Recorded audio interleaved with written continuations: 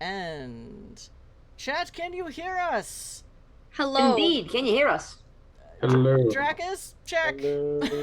I Hello, think we can computer. hear Check. ourselves. I'm going to mute the thing now. Nice. We're audible. Alrighty. Hey chat, it's been a while. Thank you, Voodoo Lukarinsky. It is nice to see you all in chat, even though we have not streamed in a month. See, the main thing that happened was, I'm a spoonie. I take a lot of supplements. I'm apparently very reliant on some of them. And one of them, recently became well known as a COVID cure. Which made it very hard for me to get. And... yeah, didn't have it for 2 weeks. I have now been back on it for 2 more weeks. Hopefully that is all done. Because just blah. So yeah, I have been in spoonie hell.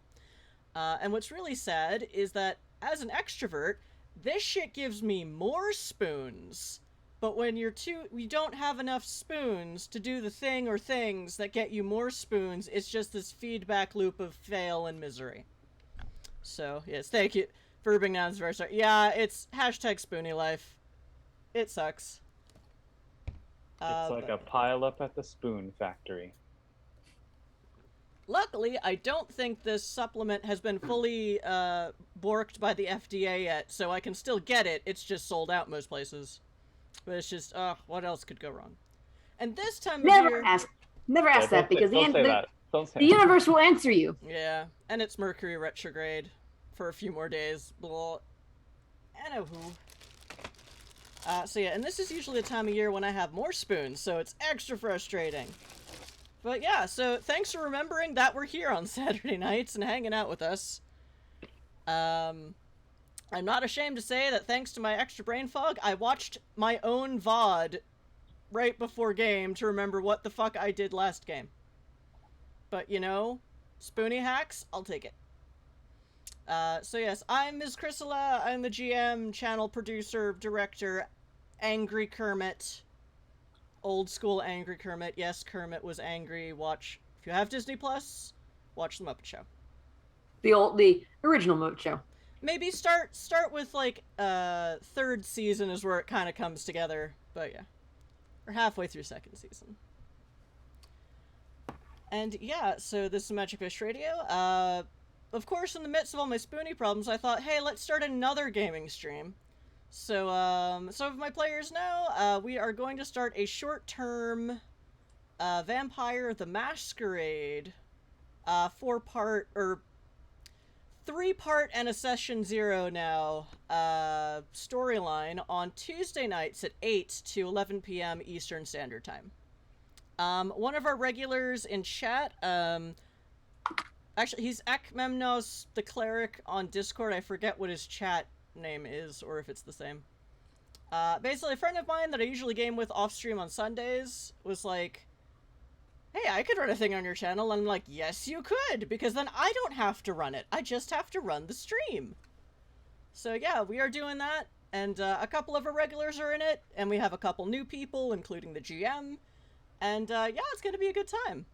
And we're starting with just like a 4-episode run to see how it works, because again, new people involved, new startup time. We've never actually gamed during prime time on Twitch, which ironically Saturday night is not.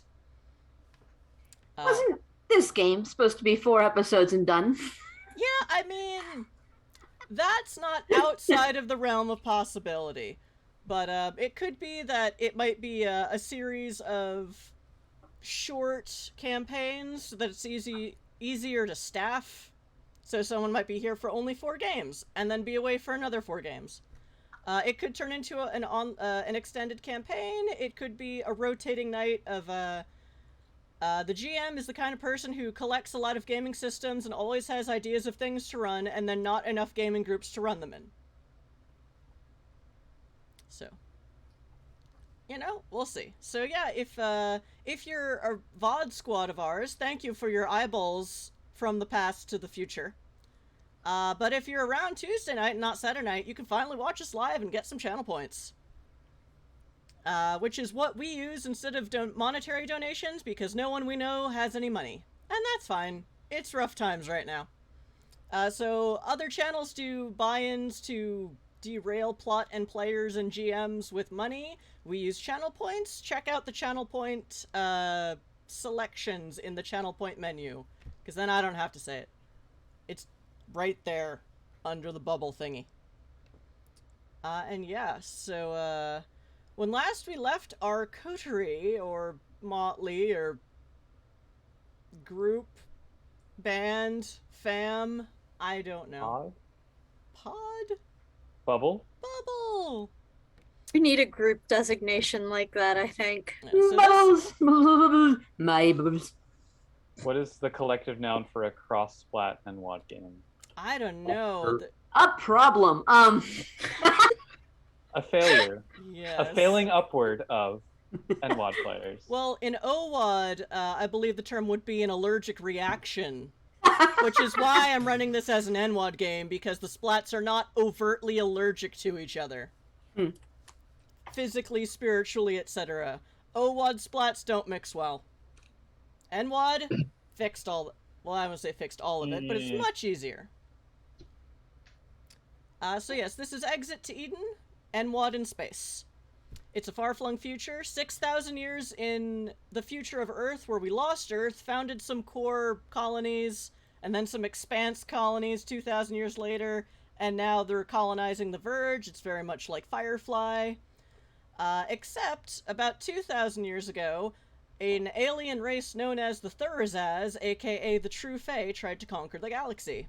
After which, the veil for all of the supernatural races that had been shadowing humanity this whole time, and protecting them from the horrors of space and beyond, all those veils fell down. And at first humanity was like, oh, thank you for not letting abyssal monsters eat us. But nowadays, Supernats have turned out to be a very excellent scapegoat. It is now illegal to be a Supernat in the core planets. It is becoming very bad to be a Supernat in the Expanse systems, where our party mostly parties. The Rim of Space is more or less okay, because they are also actively fighting monsters from space to try and set up their colonies. So they're generally pro-Supernat out there. Our assembled motley of weirdos ostensibly is Karve Tourism Ltd, an interstellar tourist company, or tourism trade. And that is a front for an underground railroad that gets Supernats and other folks out of unfriendly systems and into places that they can live and thrive, or just not get shot at as much. Maybe bitten more by monsters, but not shot at, because the monsters don't usually have guns. Does any of this make sense? I have no idea. If you're interested in these kinds of ideas, look into the Mirrors series of books by... I still don't remember if it's White Wolf or Onyx Path, but it's, you know, it's basically NWoD and alternative systems, including cyberpunk and space opera. One of those books is called The Bleeding Edge, I believe. They're very interesting books. And now that I have set the scene, let's see who our protagonists are tonight, because they have infiltrated a party of elite rich assholes to try and steal their anti-Supernat security system. And we'll see how much any of us remembers from there. Alright, let's go clockwise. Josh, who are you playing? And you haven't been here in 6 weeks, even before my brain melted. I haven't, it's true. Although I think a couple of those weeks I couldn't play because we couldn't put more than 5 people on stream.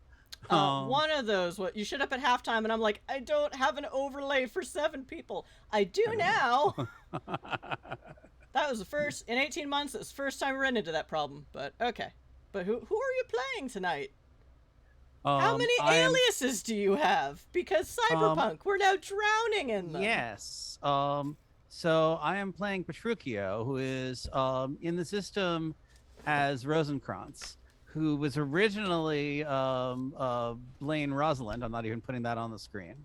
And I think for this party, I have a further alias, Alphonse, which I will throw in here, but we hadn't established it in play yet, so I hadn't changed it yet. Now I know what our... And Petruchio is a vampire and is theoretically the head of Karve Tourism, Although people mostly they go their own way. Um, and also the team hacker, and I think our only vampire. So far, yes. As far as you know. Not all Supernats are out. These characters are currently in a system called Limos, which is about to possibly explode into supernatural hate bombing and badness. Which is why they're there to try to either, well, I don't know if y'all are trying to prevent it, but... We'd like to prevent it. Maybe preventing the violence by just getting all the Supernats out of town is also an option. Give them their option. Oh, Verbing Nouns just bought a bunch of Player Plus ones. Thank you. They're from Idun system, hence exit to Eden, although they have currently exited from Eden, is really the last tolerant system in the entire Expanse range of systems. So yeah, but even then, even in a nice system, not everyone's out about their Supernat status. Because, sometimes it's dangerous to do that, because people are assholes. All of the other systemic horribleness has gone away, except classism, which is worse, and hating Supernats. But if you don't figure out by the fashions that show up in the next 30, next however long game is tonight, God, it's 7:39 already. How long have I been talking? About 10, 15 minutes. Fuck. Not long. Alright, anyway. Well, it's a complicated system. Maybe I should just put it in Nightbot when I get the chance. Anyway. This is a very gender fluid setting and it's fun. Anyway. Alright, next. Zardoz, who are you playing tonight and how many names and faces do they have?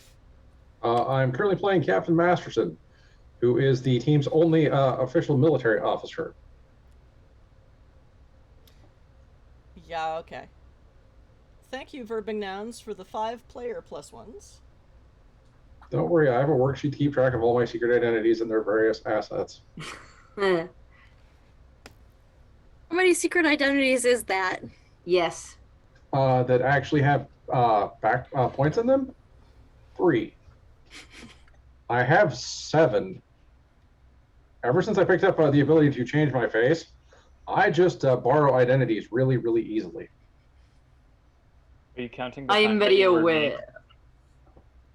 Say what, Puka? Are you counting the time that you were me? The time I was you, the time I was Dune, the time I was Petraus, which was an interesting blend of Petruchio and Klaus. I missed that one. And me There's too. John Rando. There's John Rando 2. Actually, 6 player plus ones. Okay. Yeah. Thank you, Verbing Nouns, for using your channel points.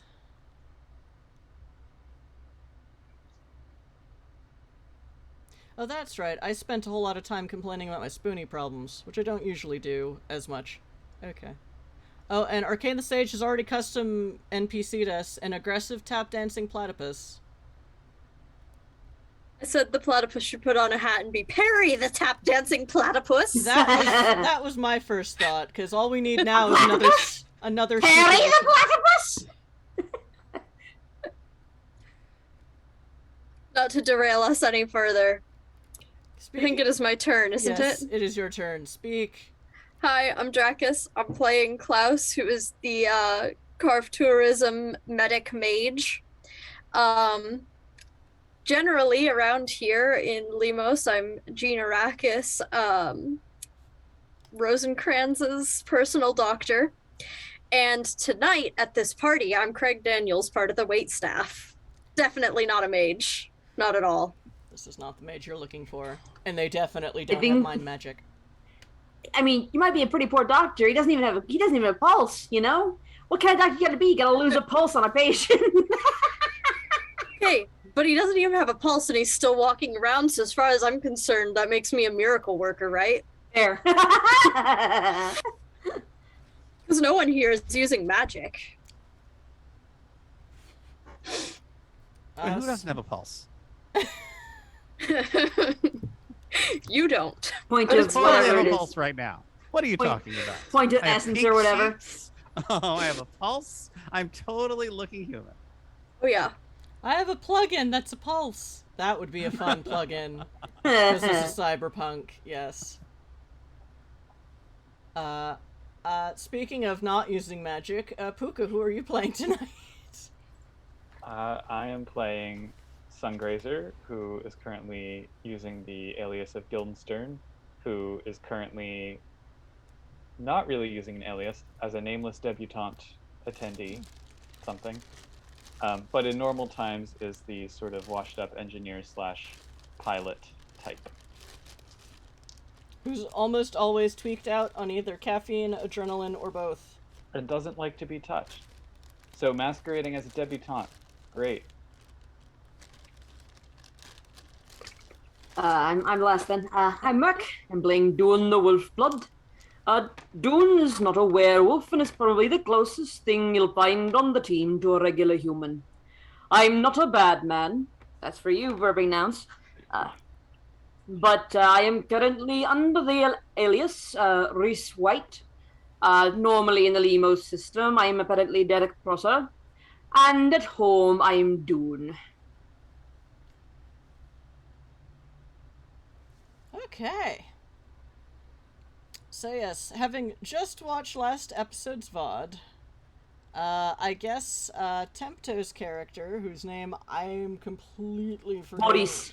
I don't remember exactly. Oh, Boris, yes. Sorry. Boris is just... You've lost him in the crowd. But several of you, I believe, let's see. Boris was another server, so Yeah. it was me and Drac and Boris in the serving thing, so he just got sent to the kitchen, basically. You got chastised for putting something in the wrong place, maybe. But not so chastised that he got made into an idiot sandwich by the head chef of the estate, Ramsay Gordon. Captain Masterson, with Guildenstern on his arm, basically walked in with a piece of changeling-related shrapnel in his neck. Who knows how it got there, really? But basically talked the security staff into turning off the active detecting Supernat detector part.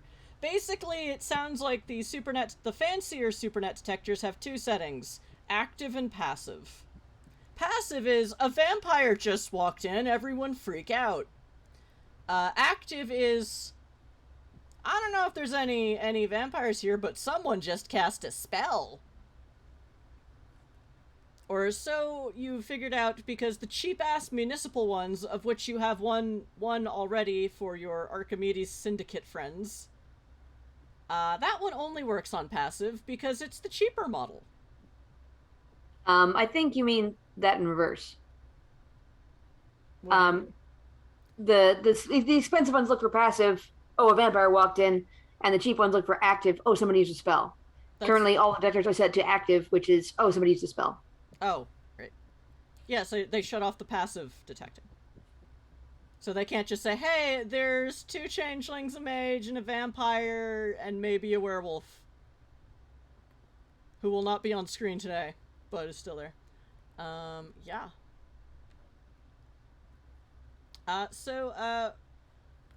Alphonse, you were not at the party when last we convened, so how are y'all getting in? Blaine Rosenkrantz, Blaine Rosalind, asked his aunt, who is a socialite on planets, to arrange for an invite for a friend of his, one Alphonse. Okay. Because this totally won't make trouble for me down the road. Okay.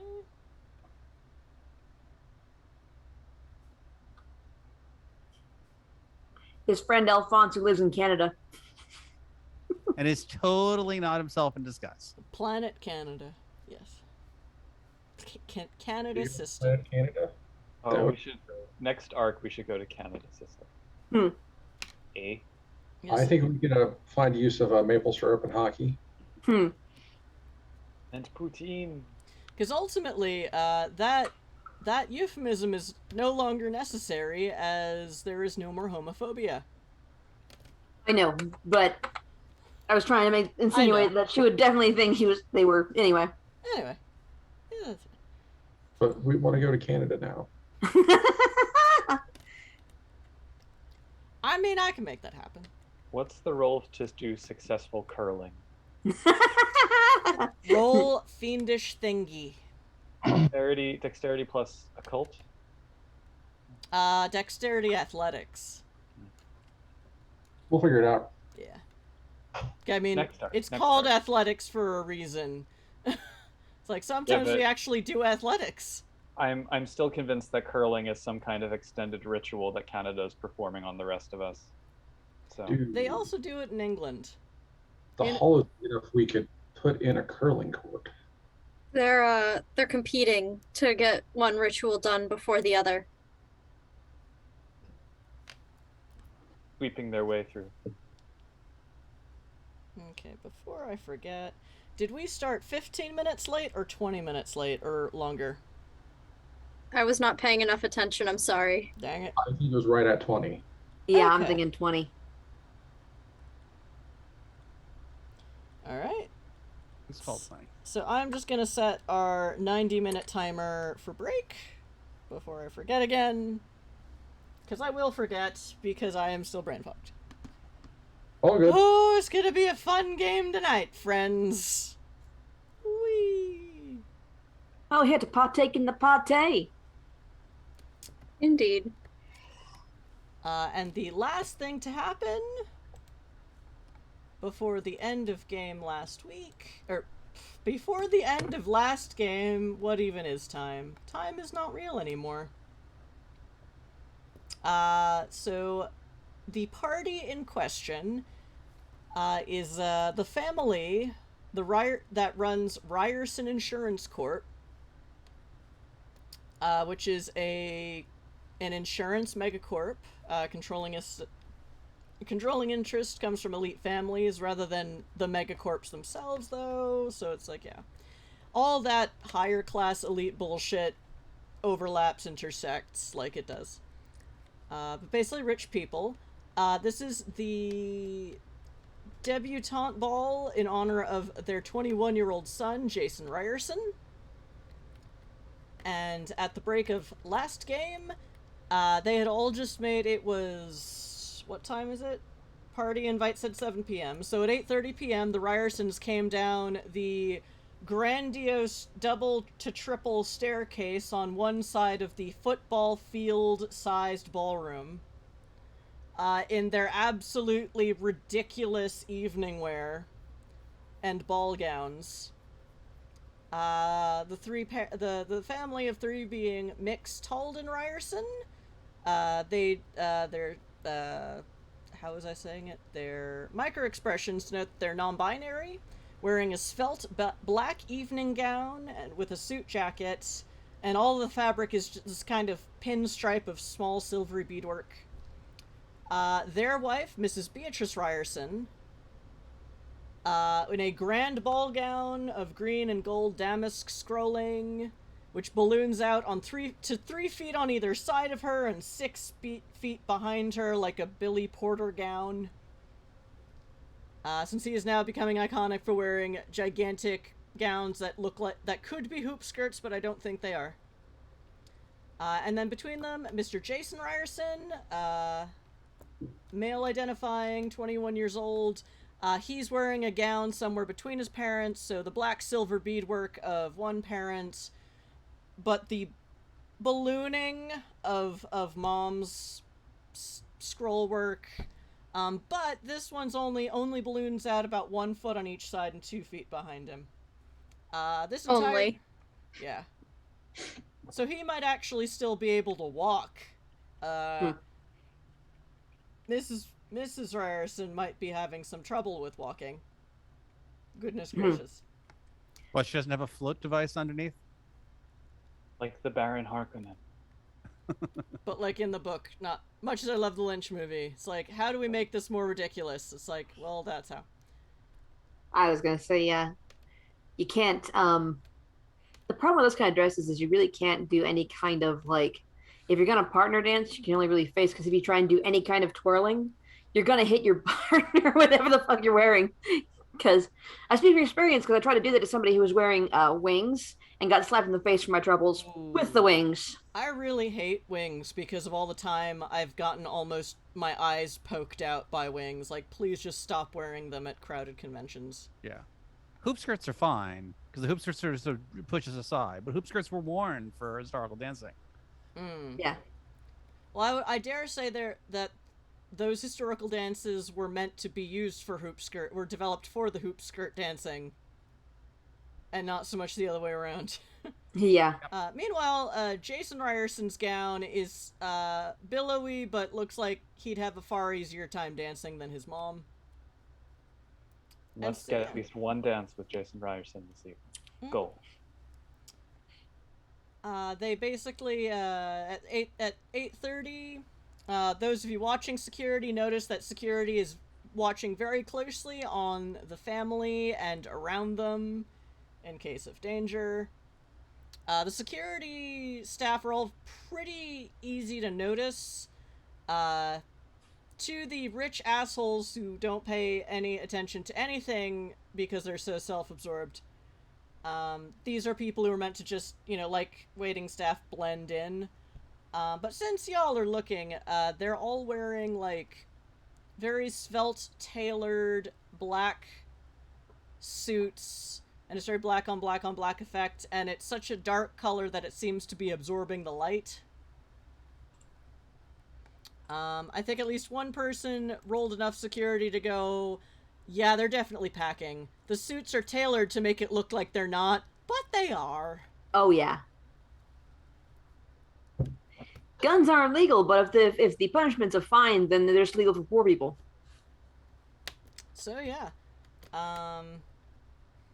So, we will say that, So yeah, after the cheesy fanfare, and everyone's like, we present Lord Jason Ryerson, woohoo, or maybe not Lord, Jason Ryerson, heir apparent to the Ryerson dynasty, woohoo, insurance.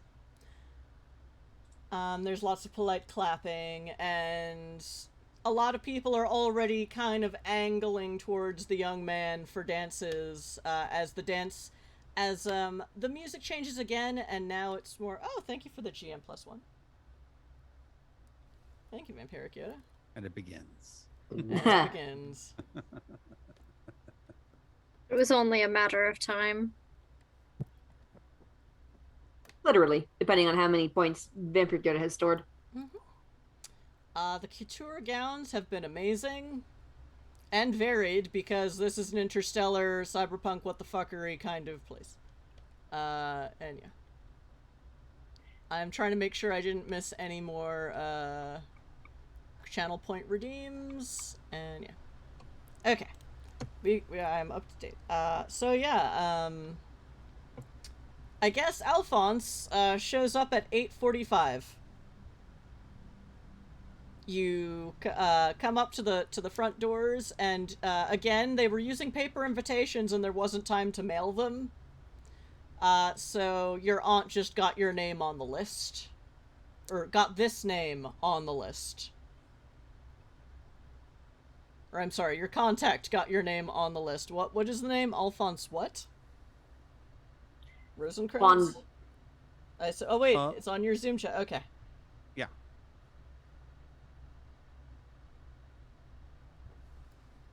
Friend of so-and-so. And so yes, there's a gentleman in one of those black security suits, with a data pad. He's just like, yes, may I have your invitation, please? Of course. You don't have an invitation. Do I have an invitation, or do your name's on the guest list? My name's on the list. Oh, of course. And what is your name, please? Alphonse, insert last name here. Mango. Okay, Alphonse von Mango. Von Mango. There you go. So not Alphonse Rosencrantz. Okay. No. Alphonse von Mango. Y'all struck me with white, so I guess that's okay.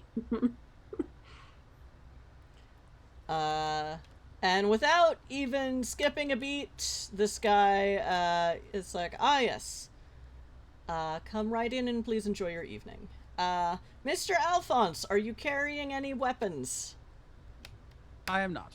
Okay, then you walk right in and no one stops you. You do see, to your left, there is a coat and weapons check window with a tip jar. And there are Well, people... I will check my coat. Yep. They put it on a actually, no, they also put these in like, long locked boxes and lock it with a key, and you get a key, and they put a key on a thing, on a rack of keys. As a perfectly ordinary human, of course I want a coat to keep me warm in the weather. Mm-hmm. Body heat is a thing you need to conserve. Yeah, important, lol. And, yep. Coat check. Easy peasy. The person at the coat check window, for your convenience, I recommend you take a picture of your key number with your communication device. Just in case. Absolutely. Enjoy your evening, honored guest. And, yep, and you just walk right in. And you walk through these double doors, which are sort of in the middle of one of the long sides of the football field-sized ballroom. And to your left, you see the ridiculous double, triple staircase thing, where Mom and non-binary parent Ryerson are... well, Mix Ryerson is kind of starting to mill around at the base of the stairwell. Jason or the young man whose party this is starting to drift a bit further off into the crowd, and Mom is kind of standing at the base of the steps. You're pretty sure she can't walk out further than that because giant dress. On, I believe, the opposite side of the room, you see Dune serving at a bar. And you may or may not see Klaus somewhere with a tray of drinks. You may or may not see Captain Masterson and Guildenstern. Captain Masterson is wearing dress uniform, and Guildenstern, tell me again what you're wearing. I've changed. Oh, okay. Some people have already changed as well. I'm sort of waiting for Mrs. Ryerson to just go, darling, it's me, Anastasia. Question: Have we gotten a sense of where the device we're trying to steal is, or how it is concealed, or if it is concealed? I will, since you've just walked through all of the things, you can make me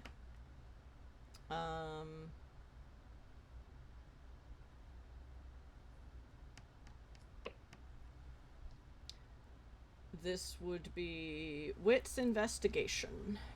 Sure. Those are skills I certainly have.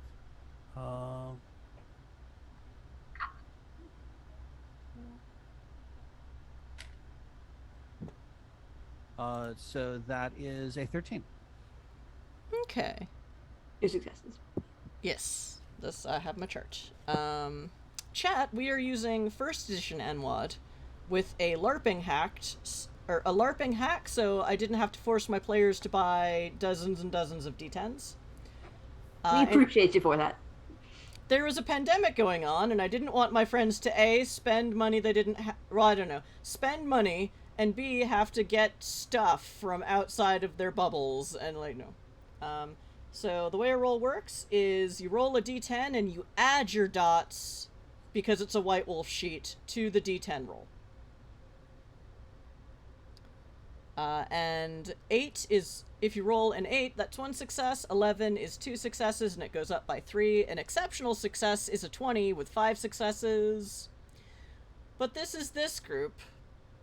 And 10 again is a thing, and if you have the merits, 9 again is a thing, and we have had some rather ridiculous rolls. Such as for wowing the clientele at the wet bar. Mm-hmm. I didn't. I flunked that roll horribly. None of the guests of this place like my Farm Hicks stories. But I rolled 34 to have the security guy who was standing nearby and totally listening. They all like it. Yep. That's the one. Wowing the security, then. That's what matters sometimes. Alphonse, you don't see any security sensors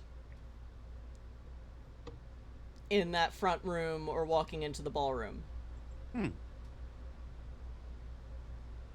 You are very sure you see none. Okay.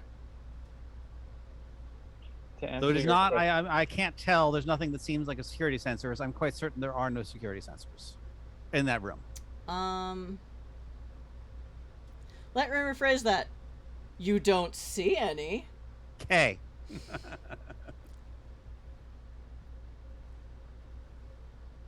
And thank you, Voodoo Lukrensky, for some GM +1s.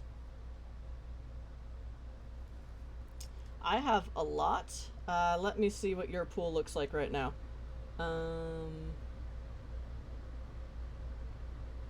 Oh, counting is hard. Yeah. Okay. We got 6 so far tonight. Yeah.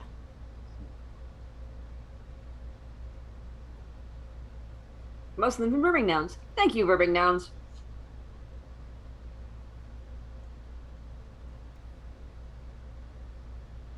Okay, 15. You have 15 at the moment. Respectable. I have more than that. Yes. Yes, you do. To answer your question from before, Guildenstern is wearing a blue thing. It's not really definable as one item of clothing or another. It is certainly some kind of article of clothing, but it's just a blue thing. Is it a Thneed? That's what I was about to ask. It's indefinable. It's blue. A Thneed is all that you need. Meanwhile, a certain, where the hell is their name? I know they're here. I wrote them down. Kip Snaps was a society journalist who took a shine to Guildenstern. And then Guildenstern told them, buy me a very elaborate drink and maybe I will talk to you again. So he went over to try and get one from Dune, and Dune slipped Kip moonshine. Yeah, Wolf Country moonshine. And you know, it's not the only it's actually not the only spirit you have back there that glows. Mm-hmm. But yours glows for a special reason. Yes. So One that probably should not be consumed by people who are not wolf-bloods or werewolves. But, you know. That's fine. So, Kip Snaps, I then did not make you roll to make the very elaborate drink because Kip Snaps was not really paying attention at that point. You may still be mixing that drink, who knows? But yeah, he got a Long Island a Long Island space iced tea, or a space Long Island iced tea. So it was 8 billion alcohols anyway. It hit them fast and hard, and they are currently like watching their hand. They're very messed up. Oh, yes. God, that'd be awful. Okay, never mind. So chat, when you buy GM or player +1s, our players or me can add them to our D10 rolls along with all of the dots that are relevant. Woohoo. Old LARP hack. We used to do this with playing cards, ace through 10. Oh, and rolling a 1 on your die is a botch. On the other hand, they roll epic successes so often that I don't feel bad about giving them a 1 in 10 chance at botching. So. Nope. So. Yeah. No, I mixed them up. A real one. Like I said, I was doing one of the fancy dancy layered tricks. You know, when you pour the rainbow or something. Yeah, you try that. Yeah, it's fine. It's good enough. Yeah. The dude isn't paying much attention because he's watching his hand, but he's still waiting for that drink because this was a purchased NPC, and they really want to talk to Guildenstern again. So, yep, I pushed them a rainbow layered drink. They specialize in newcomers to Lagoi High Society, and they definitely never seen Guildenstern before. Nor shall they now. Remember, you can't cast spell. Well, you assume you can't cast spells because. But now I'm wearing a blue thing. Totally. And they are very drunk. Totally different person. They already It's talked to old-fashioned me. disguise principles. It's fine. You have to stand out so much that you blend in, or alternatively, vice versa. If you went to the non-gendered bathrooms to change, there were already other people already changing into their second ball gowns of the night, because Or rich assholes do this in the future. reapplying their glitter. Or whatever. There were at least 2 people that were naked, aside from one was just wearing pink glitter. The other was actually covered in moving tattoos, and that was it. Like, very well covered, but that's not clothes. No doubt a non-zero number of these rich folks are doing lines of space coke over whatever passes for a toilet 5,000 years in the future. I fully expect to see one wearing a servo dress, which is just basically like, you know, the Doc Ock. Like, the servos are like they're kind of weird tentacles, Oh, okay. mechanical Oh, tentacles, all twisted together into a dress, so they can, you know, rearrange it at will. Because this is a cyberpunk future, you know. Also, Anything goes. Also, to prepare for this plot, I went to a costuming group I'm part of and asked, hey, if you were in a far-flung space future rich people party with no homophobia or transphobia or racism or sexism anymore, what would you wear? Go nuts. And, yep, a lot of people went nuts and it was fun. And then I only used half them and then forgot to run this game for a month. Okay. Oh well. A Pope's hat. Okay. Well, if y'all want to buy NPCs in outfits, chat, do that.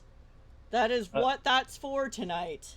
I believe the hat that's going on the platypus counts as an outfit. The platypope? Platypope. This must be, you know. The tap dancing, angry, aggressive platypope. But not Perry the platypope, because that's a different hat. Yeah. I haven't seen that cartoon, but I've seen the memes. I know what you're talking about. And having just seen the memes, it was still the first thing I thought of. Anyway, God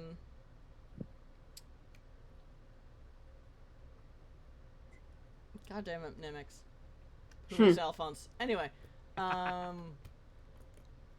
focus, ADHD brain. So, Dune has kept the fancy drink. It's stacked because, you know, nothing says skill like stacked, but, you know, he's not paying attention. Yep, they've got their slightly glowy Space Island iced tea in one hand and a rainbow drink in another, and they're gonna go out and look for that mysterious, unnamed non-binary. I did put, you know, a cherry and a toothpick in there along with a little umbrella, so, you know, they're ready. Maybe they'll try to eat the umbrella. Oh, yes. Pierce their tongue and then have to go to the medic, and I don't have to deal with them. Craig. Why does it sound like the voice of experience? Oh, no reason.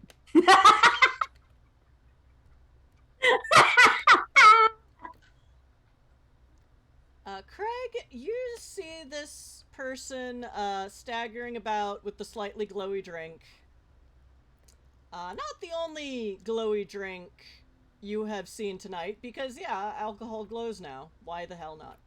It's the future. And they're kind of staring at you funny. And they're like, And they start kind of following you around at a distance, mostly because there are crowds here, and, after the debut of the debutante, the music changed to dance music, so now about the half of the room that is closer to the staircases is all dancing, but there's still some dancing in amongst the more standing, drinking areas. And they're just like they're looking at you weird and kind of following you around, and you're not sure why. And it looks like they keep trying to talk into one of their drinks or the other, and then remember it's a drink, and they're very drunk. I think I would like to see if I can't sort of maneuver my way back around them so I can like appear behind their shoulder as an invisible serving staff person might, and just be like, "Can I help you? Oh, You seem to have had a bit much." I'm sorry, you just look so strange. So you're staff. You're not dressed Yes. properly. But you just give off this aura. I can only like how are you doing that? Is that a plug-in? Oh yes, it's all the rage with people of my social circles, but I'm not supposed to talk about that here. Oh, I'm a society columnist. I would love to talk about it because it's so like it's not like a like whatever these elite fuckers like they're all like everything shiny and bright and obvious, but you're like dark and like unobtrusive, and like I don't want to look at you, but like I do because it's just so weird.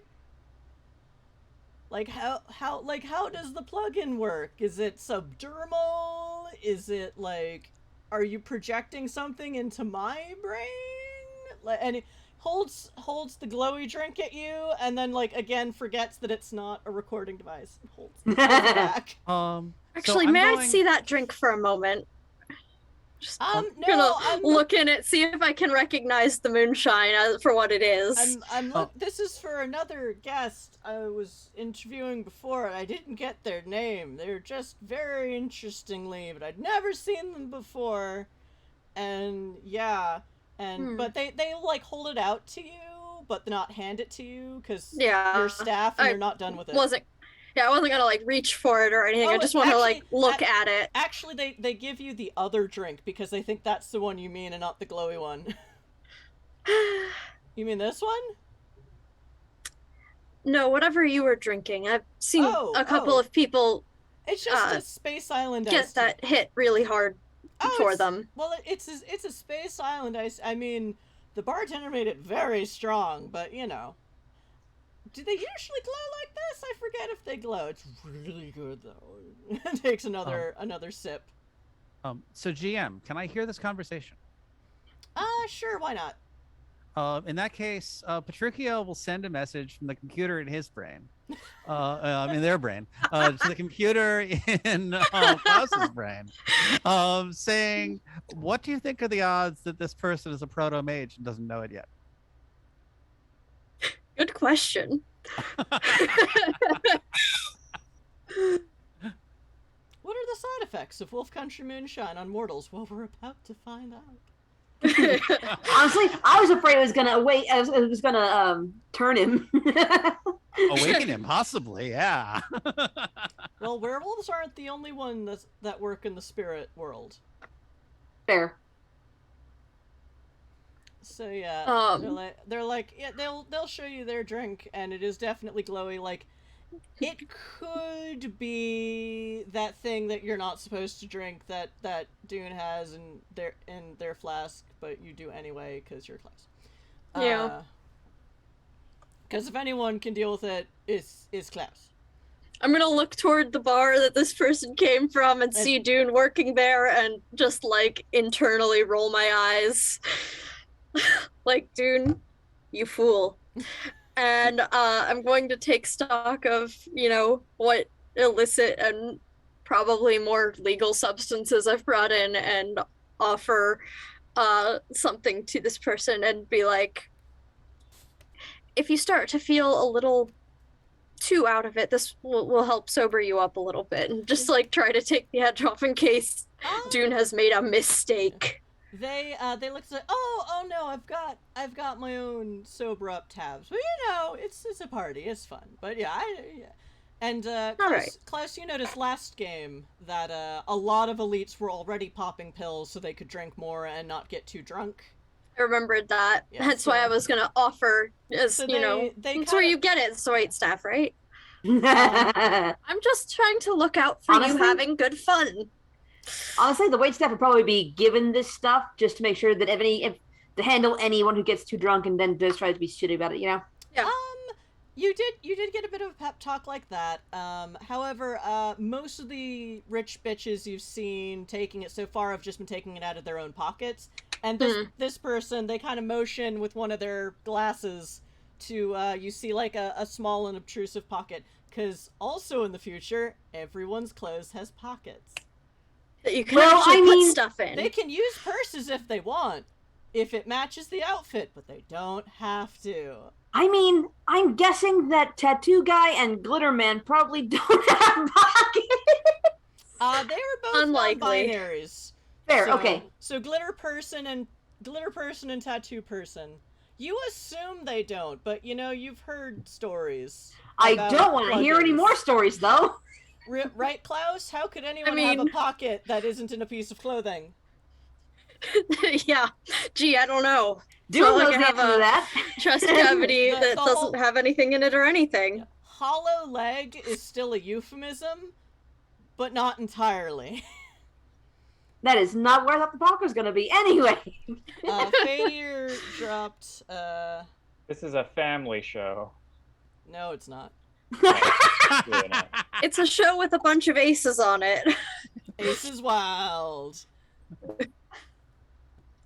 We have never been super strict about gender at my table, at any table, and yes, play the genders you want, and have fun. NPC from Fadier, obnoxious, drunk, almost naked guy.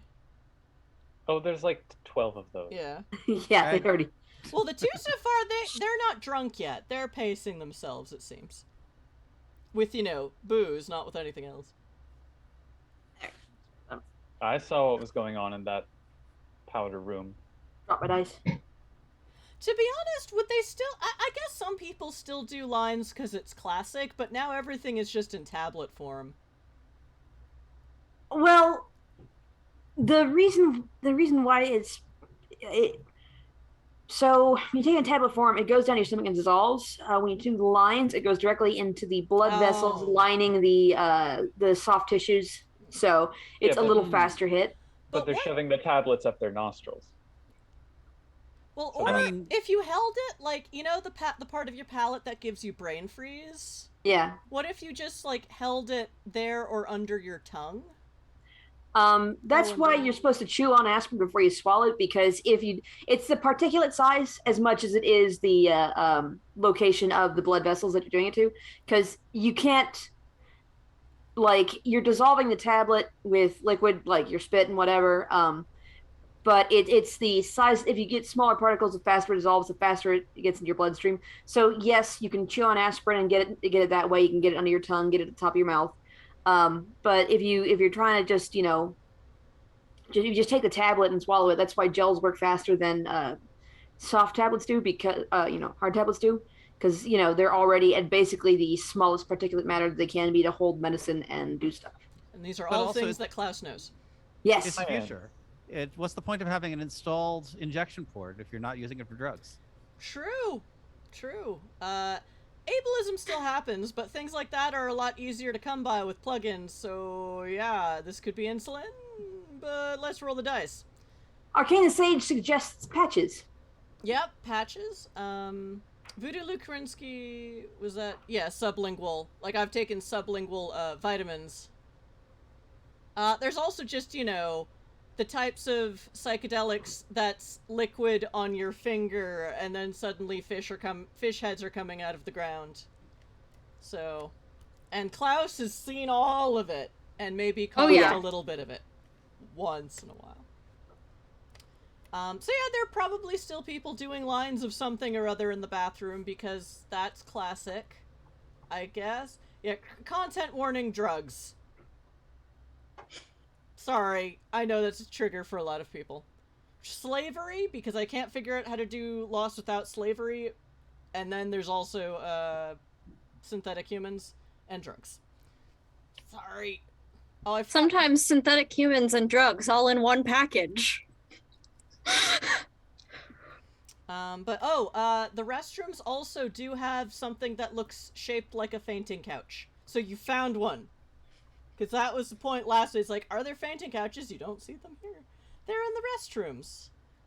And some people seem to have fainted on them for a minute until their friend is like, no, take this other, take the sober up tablet.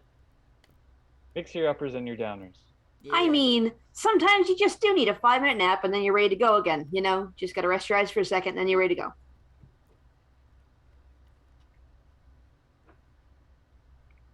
Voodoo Lukerensky, why are you admitting that on the internet? Okay. It's iconic, though. Yeah, dimethyl sulfur oxide, I think it is. What makes you think they're not already high? I mean, what else is the point of being a cop? Bring a new kind of way of saying contact high there. But yeah, no, DMSO, dimethyl sulf, I think it's sulfic oxide, is notable for its ability to carry other chemicals across membranes. So that's why if you know, he's talking about mixing it in lemon juice and you touch it and you taste lemon, that's what's happening. Okay, anyway, Sorry, interesting science facts aside. Back to make-believe land of drunken debauchery. Yes. So yeah, the let me see. So yeah, the drunken Kip Snaps is still kind of staring at Craig, even though Craig is technically trying to work. And they're just sort of keeping at like a safe distance to not get in the way, but they have now started following Craig around because Craig is the weirdest person they've ever seen. And they're still drinking their glowy drink. Maybe they forgot about Guildenstern? Well, it depends on how high they roll later. Too many days. Oh well. I'm going to, once I notice that this guy's still following me, just like shoot a message to Petruchio, because I know that they will see it. I mean, I'll put it in the group chat just in case, but like, hey, keep an eye on this reporter guy. They're onto something. They keep staring at me. I might need a rescue later. How convenient. They turned off the official Supernat detectors, but made one of their own. Dune, you fool! And now I don't even dare go talk to Dune because this guy's following me. I mean, presumably I have a line to the dish pits, so if you had like a tray of empty glasses or something, you would come and drop them off at my station. Mm-hmm. Yeah. And you do have empty glasses. And like canapé wrappers or thingamajigs, and yeah, Guildenstern, you see this ridiculous person Just following. Steering clear. Yep. Alphonse, you also see this ridiculous person. Ironically, Dune is the only one that this ridiculous person cannot see as any kind of weird shit. Yes. Is there anything anyone else is doing or wants to do while the party is swinging? Literally. Dance with Jason, but not if it's going to be like a line to wait for one. Would you like me to clear that line for you? I will go up. Dune is bartending, right? Yeah. Dune is very clearly bartending. Sure. Weirdly, the Dune. security guards seem to be swinging closer to his bar than they are the other bars. You're not sure why. That's weird. So I will check in with Dune and also order a one of the drinks that they have specially made named after the guest of honor. I'm gonna say it has a holographic. It's clear, but it has a holographic image of the face of the devotee. That continues shrinking as you drink your drink, so it's always there until the good drink is gone. Yes, Like it's- latte art, but holographic and always there. I was thinking more like those kind of glass cubes you can get with the laser etch inside, but instead of that, it's literally the glass is projecting the face inside the booze. Would it be cooler if this were just special glasses that do it, or if there were an alcohol that was full of hologram projecting nanobots? I was thinking the alcohol full of hologram projecting nanobots. Then that's There you what go, yeah. we will go with, because this place, my game is ridiculous, and this is why I like running it. I have a whole line of the bottles of that just lined up underneath the bar, so I have it immediately. Like, it's not up on behind. Like, I mean, I have one on the shelf behind me. When you ask for it, I reach under the bar and pull one out, because this, every third person's asked me for this tonight. Of course. To be honest, like, you've smelled it, and it doesn't really have much of a flavor on its own. It's more or less a vodka with robots. Robot vodka, if you will. Robot vodka. I'm remembering this for later. Robovka. Anyway. There's clearly a distillery that just makes this stuff for any kind of natty party or whatever. But it's definitely, like, higher quality vodka, which just has no scent at all, because it's the finer stuff. Right.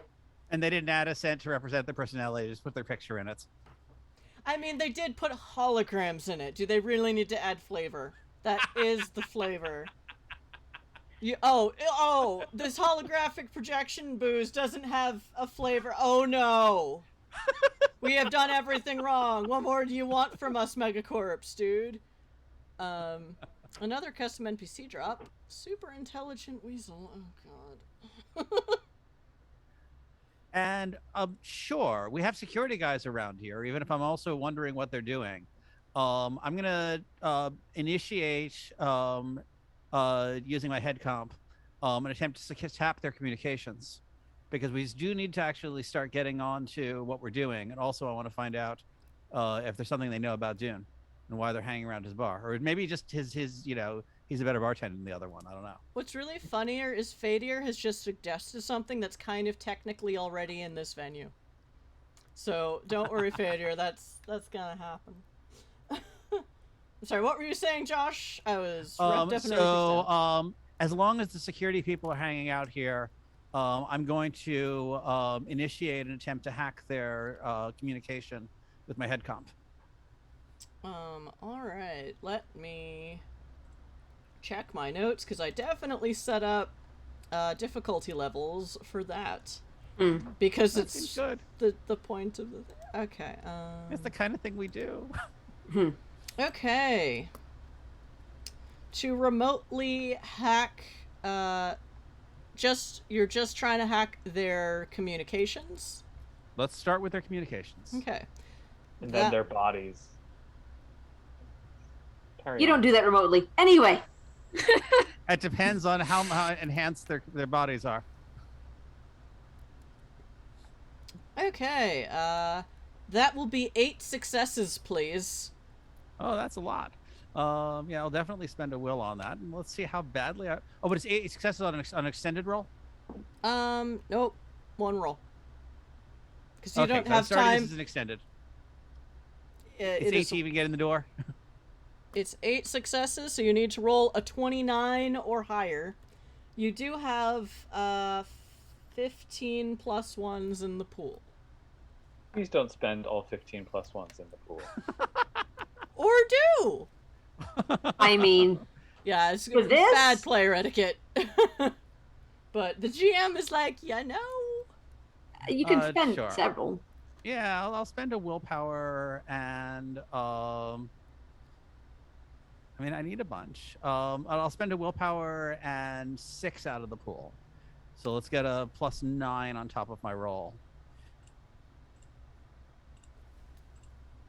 That still puts me in the negative until things happen. So we'll find out. And so, some nice person called Mercurqui is buying a whole bunch of more player +1s. As long as your accounts are watching our live stream and beefing up our numbers, I am fine with this. Okay, fine. Thanks. Let's make it. Let's make it 10 out of the pool plus a willpower. Fair enough. Which leaves the pool 4 down from what it is now. Because I bought 6. No, so I'm gonna buy 4 more and make it Okay, even. never mind. Never mind. Oh, Fadia bought me some more GM plus ones. Yay! Oh, I have to do this now instead of running game. Roleplay, Okay. people. I have to do bookkeeping. Okay. I see. Good evening, sir. I see you are having the very popular drink this evening. I don't know that it's any better than the moonshine back home, but it does remind me of a time back on the farm. We didn't have the fancy booze, of course. We only ever had, the moonshine that we made in the barn and the cider we made in the still. But we had a good time with it, and some better than most. I remember one time when my cousins got into the still not quite before it was ready, so it was perhaps a bit stronger than it should have been before it got, bottled up. And they decided that the ranch house needed a bit of redecorating, as it were.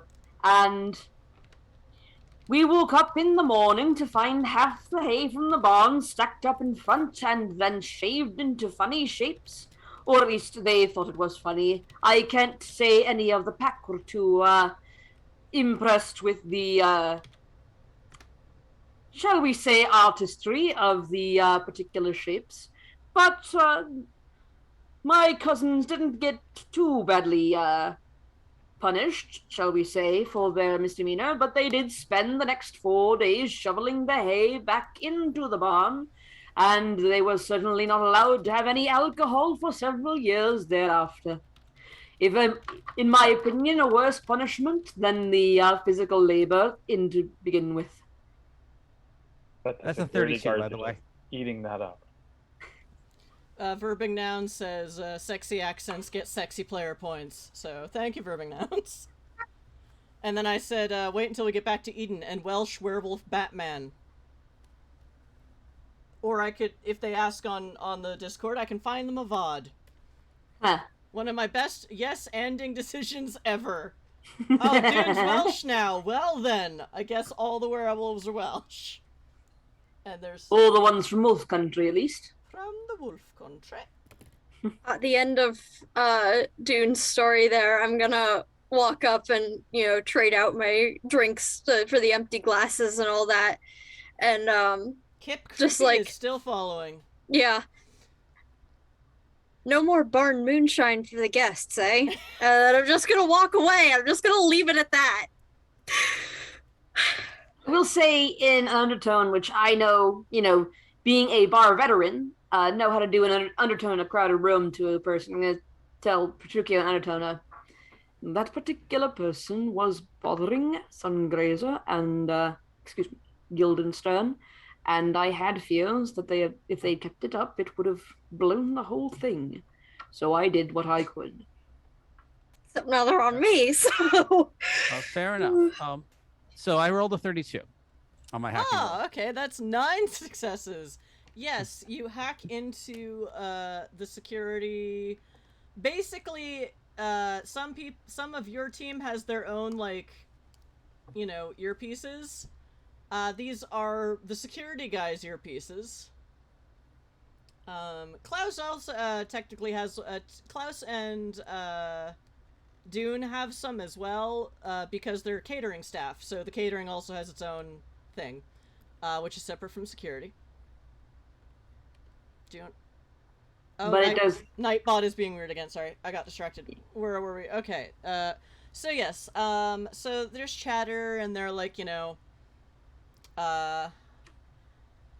they are using code names, you assume, for the fancy people that pay them, so the Ryersons, so there's, Archangel... Eagle One, Eagle and it happened once in a dream, if I had to do it too. Yeah, there we go. Eagles 1, 2, and 3. We'll just go with that. I know the meme that's referencing. I haven't actually seen the show, because... Yeah, me neither. I'm not a gamer, I just meme a lot. Okay, so yeah, you're pretty, and they're chattering, and one of them is saying, wow, the guy, the farm dude at the at that bar on the far side is like telling like the wackiest stories are kind of fun. And they're like, yeah, I know, right? Yeah. Like, best part of the night, we gotta listen to all these boring ass assholes and there's farm boys, but they're telling farm boy stories. I mean, he looks like he could hold his own in a fight. Maybe we should talk to him after this. Well, you know, hopefully there won't be. You also don't notice that they're really verbally talking to each other, so this might not be an earpiece. Yep. This might be their own. We have computers in our brains plugins, because that's not a very expensive plugin. Nope. And they are consummate professionals, because you start getting a sense of this guy is definitely talking, but their face isn't moving. But, you know, you've seen professional security before. Like, they don't fuck around. So yeah, they're sort of having their own security person group chat. And some people are like, you know, changing off, like, who's got eyes on the eagles and who's, you know, watching the perimeter and who's on the high perimeter. And, you know, people are... Oh, is there a balcony? A second floor balcony? Yeah, there's the stairs go up to... There are doors up there, but there's also this kind of balcony level with a more select number of elite VIPs. Maybe family, maybe other folks. You don't really... They're in Waldorf. Sadly, no, not unless someone buys them as NPCs, and that'll be double, because it's 2 NPCs. Ooh, what? Use your channel points. Maybe. Use your channel points early and often. About it. I didn't hear who he said, sorry. Who they said. Statler and Waldorf. Oh! The box seats. Okay, you know what? That's worth it. I definitely want them there. But what if we spend more player points? Oh no! Actually, I was gonna redo that. But yeah, you don't really see people walking up and down those stairs, so you're not sure how the balcony people got up there, but this is a rich people's house. There's just corridors everywhere. You also get a sense of the guys, or the security folks, you know, changing shifts like every half hour, and people are circulating back to the security room. Right. Do I get a sense of, and this may take some time, of where they're going when they want to check in on the Supernat detector? Because presumably someone's still monitoring even with the active scanning off. You do hear about every 15 minutes, someone checks in, sometimes the same voice, sometimes a different voice. Control room says all systems normal. No dangers detected. You think that might be in the security room also. Got it. I'll start working. I know it'll take a little longer on trying to figure out where the security room could be, or at least a range of places, given when people are checking into it. I'll also start forwarding this information to Klaus, who is, after all, our primary thief. Is Klaus really the thief? I mean, I think I'm the only one with dots in stealth and larceny. I have some dots in larceny. I would debate that. How many dots do you have in larceny? I have 3. Not as many as they have in medicine. 3 is But quaint. 3 is a quaint amount. 3 is, Okay. you know, trained. I have 2. Sungrazer is a smuggler. I mean, 3 is practiced. I have 3 in stealth as well. I'm recounting. I have 3 in everyone's stealth. points 'cause it was a also rush. quaint. Yeah. It turns out one of our consultants is an accomplished thief. But, Funny how that worked out. I mean, This I don't know. Makes sense for our line of work, honestly. We vet our contractors so thoroughly, though. How could this have happened? I can tell you who has 0 dots in larceny. Really? People usually hand me things. I don't need to steal them. Sometimes the building hands you things. The building is very good at handing me things, yes. As we learned. Okay, you currently have a pool of 22 channel points. I'm redrawing all of it because I was using last game's one and it got a little crowded. Fair. Roleplay. I'm bookkeeping. May I have this dance? So Ryerson? I think we can figure Roleplay out. with each other, not the NPC. It's the control room. We're not going to be able to get at the device while the control room's staffed.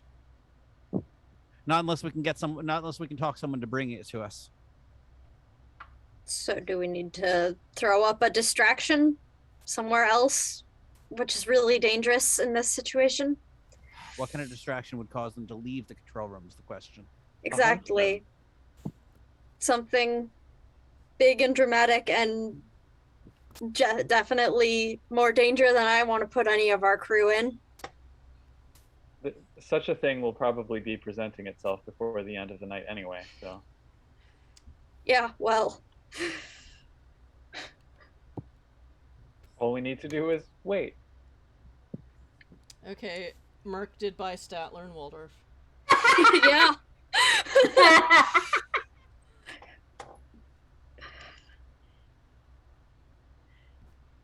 Take a cruise, you said. See the world, you said. Now we're here stuck on the front of this stupid boat. Well, it could be worse. How could it be worse? We could be stuck in the audience. No! You call this a debutante ball? I think it's deflated. I think I'm the one doing the taunting here. All that is said, you hear some, they're not being super loud, but they're not being super quiet either. Based on the colors they're wearing, Alphonse might think that they're maybe part of the extended family. And thus able to get away with their bullshit. Or not have to be completely discreet about it. Bones in the balcony got up there by standing on the backs of the working classes. Hell yes. This is... Yep. That's the cornerstone of this world of darkness, is classism. Yep. Anyway. Welcome to capitalism. So. Alphonse, you do notice that, when security cycles out, they do seem to go through the same exit that, wait staff go to get back to the kitchens. So, that way, maybe? So. Is it the same? Because when Masterson and I came in and we got taken to that one room, is it the same? That was a coat room just off the main drag. You two did notice there is like a smaller security station there, and also you were taken through a holographic wall. Yeah. So it was kind of like a weird like cubby hole in the front entrance in case of weirdness, because y'all got stopped by the weapon and the Supernat detectors, which is ridiculous. Yes. And clearly neither of us is supernatural in any way. And there are definitely not clear reasons that they'd want to do further checks of you out of view of the other guests. Cavity searches? No, they did not do any cavity searches. That's a different party later. Oh man. I have an idea, but it would require a lot to make it work, I think. We could probably get Dune into the security places because the security guys like him and are interested, seemingly, in hiring him. However, we do not have good contact with Dune at the moment. Yeah, Dune is not hearing any of this because Dune does not have a thing in his brain. Yeah.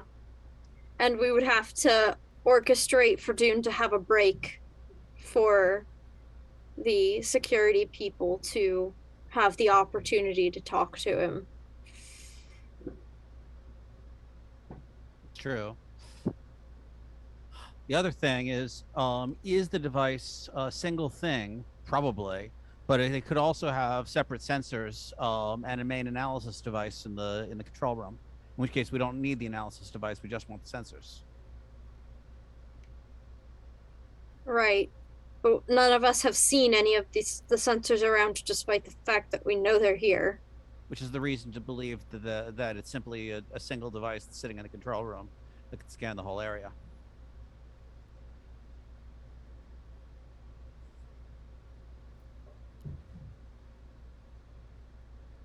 I mean, out of character, none of us have looked particularly well. Like, we've all, looked in the normal course of things, but we haven't actually, searched, like, pulled out wall patterns or anything like that, which is where we expect to find, sensors or anything like that. This is true. To get the maximum thing, the ceiling's a bit far away. I'd actually expect them to be in the floor, if I expect them to be anywhere. Because, like, this thing is football field size. I'm like, I don't know if you've actually been in a football field recently, but I used to, huh? They're big. Yeah, I used to march on them. So, it's wider than you'd think, both long ways and short ways.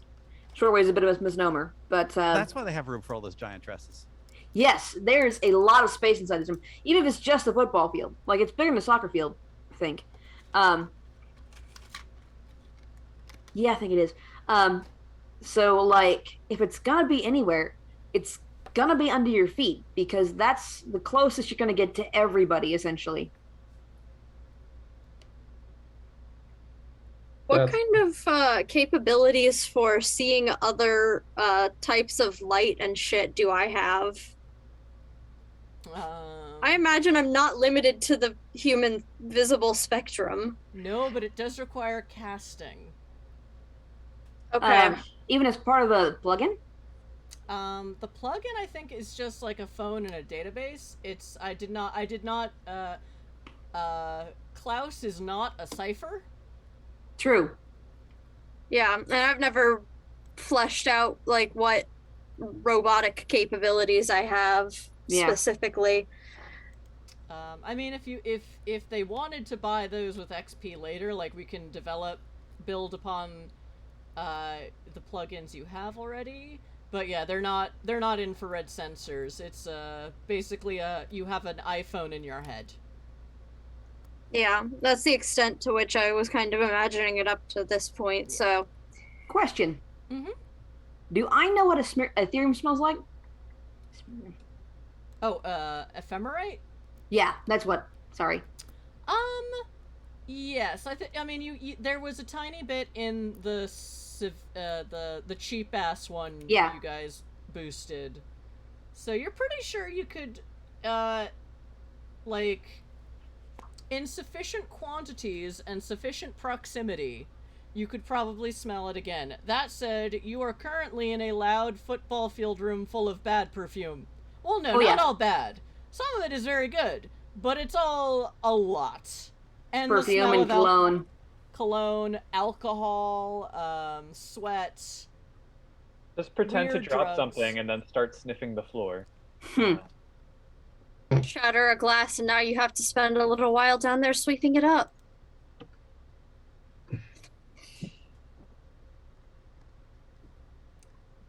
But you still haven't told Dune to try it.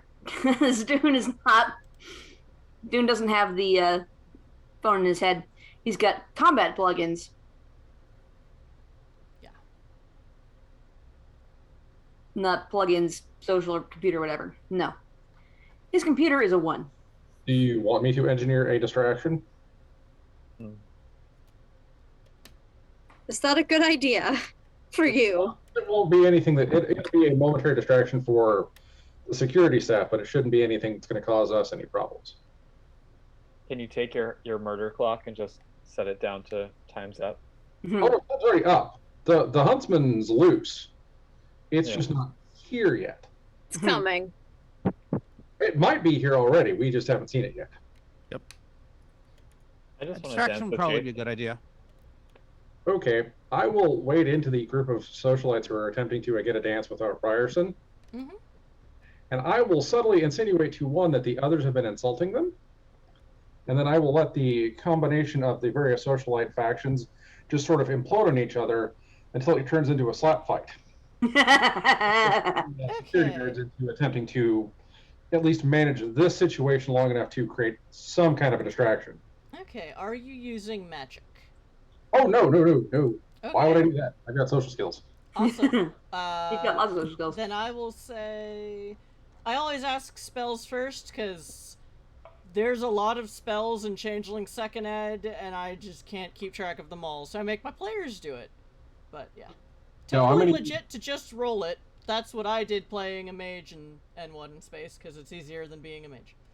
Like, I could do a mage thing, or I could just hacksaws everything I want. Yeah. And that's I'm gonna only play- a 1 die roll. I'm going to see if I can engender politics to use a crisis amongst the socialites to establish their pecking order and then insinuate that someone is in the wrong spot in the order. Okay, this is gonna be manipulation. Okay.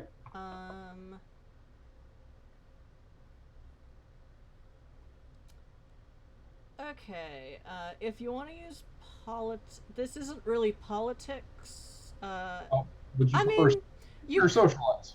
you could use politics, but then none of your skill specs come into play, because this isn't really a bureaucracy. These are people who don't bother with bureaucracies. Oh, but yeah, your socialize is society events, so Yeah. that might work better. Okay. But it If the is roll is high manipulation. enough, will that clear the line of people waiting for a dance with young Ryerson? Quite possibly, as the sharks all turn on each other. That is Letting the the jellyfish slip in. And there already is a sense of blood in the water, as we all want to dance with the rich kid. Why are you in my way? It is the patient jellyfish who prevails over the bloodthirsty shark. Yes. How'd you do? I'm not sure jellyfish have enough brains to be patient. I rolled a 26. Oh, Jesus Christ. That is 7 successes. Again, chat, an exceptional success is a 20, which is 5.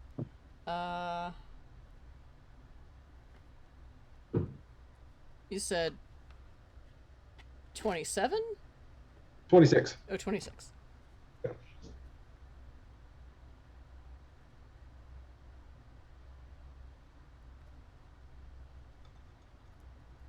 Cast spells. Okay. So this will require some role-playing. So, yes, there are a bunch of young people, and not so young, of varying ages, genders, costumes. It's not really a line, but there is sort of a sense that Jason is dancing in a certain area, and there are people kind of hovering on the outskirts, ready to either cut in. Actually, no, there's no, it's all gender fluid, so people are just sort of waiting a polite amount of time to cut in from the last person. I will find the person who seems to be the most anxious and wants to, the person who's obviously, it's my turn next, it's my turn next, it's my turn next. And then I will subtly encourage, you should go now. And then I will point to someone else. Obviously, this is their moment to shine, and then I will start looking into the other group, and I'll go, look at the gall on this person.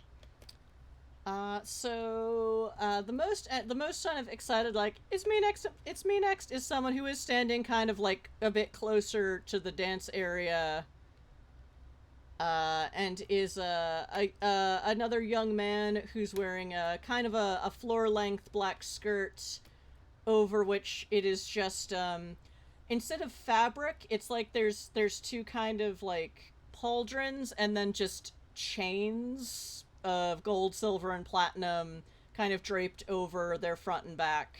And they're just like, me next, me next. Like, yeah. Tap on the shoulder, go now. And then just sort of, you roll a 26. Yeah, I'm gonna go now. Ching, ching, ching, ching, ching. Not quite bag of silverware, but they definitely, like, this isn't a paladin by any chance, but they do tinkle, they do, like, little chinkle chinkle noises as they walk past. And rather abruptly, because you get a sense that at least here they were setting up kind of like each dance, like each time the song changes, maybe someone new would cut in. This guy didn't wait for the end of the song. And the lady who was dancing with Jason is like, is a little affronted. which is perfect because then I'll feed into that person. Can you imagine the gall of that? Just, Oh my goodness, wait your turn. She says, wearing, basically, you get a sense that there is a filmy gauze fabric, but it's mostly there are these, like, rings around her that are spinning. That's not covering up bits strategically. So you should probably go get your spot back. You know what? I think I will. And she goes and just very abruptly bumps the chain guy. So there's the ring girl and the chain guy. It's just bonk. And then of course someone off the side goes, "Oh my, look at someone who can't, can't take a hint. Can't take a hint. Such a gentle letdown." And then, some people are just so, impatient. And then it just sort of goes out from there. I will ratchet this up by making a couple of comments about the tackiness of various outfits being worn by the two principal actors in this exchange. At which point other people who are waiting start giggling. It's like, oh my god, yeah, that is like so 2 seasons ago. Oh my god. And then I just let the social... they look like some rap star's guy friend. Just letting this little explosion turn into the point where so eventually someone's going to throw a fisticuffs and security will get involved. Okay. So while this is building up, I'm going to suggest to Rice, I am, after all, periodically coming back to the bar. Wasn't that story you were saying that you were telling me earlier about when you were pinned under 2 opposing teams of enemy fire? So, as it turns out, that that was much later after I left the farm, but it turns out that if you give too much booze to some they weren't locals. They had come in from the space station and they decided that they were going to go a bit far afield for their drinks. So they decided to come to our bar and make themselves obnoxious. So the regulars were there, and the mercenaries had taken over the bar area proper. And while there were some locals, some regulars, if you will, who liked that sort of thing and decided that perhaps to join them, the grand feeling was that they had muscled in places where they did not belong. So it didn't take long for some of my cousins to show up, and then some more of my cousins to show up.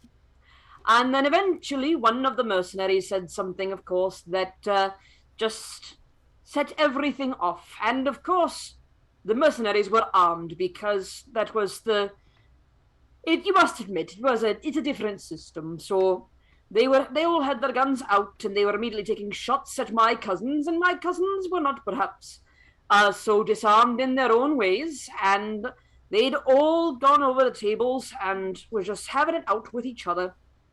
Time out. Normally, someone has just attempted to throw a punch on the dance floor, but they rolled a 7 because they are weak, namby-pamby rich people. And nothing really happens, and they just sort of straighten out their suit and tie and kind of... I will hand the other person a drink and say, "Are you going to take that?" and encourage them to throw it at the other person in the face. We'll see if that person rolls any higher. Yes! Then that one... Wait, they did what? A punch? Or probably more like a slap? No. They're throwing the drink. A drink to throw, so that they pitched a drink in somebody. They just pitched a drink on somebody. Splash! Or the person who I took the drink from and go, "They just stole your drink."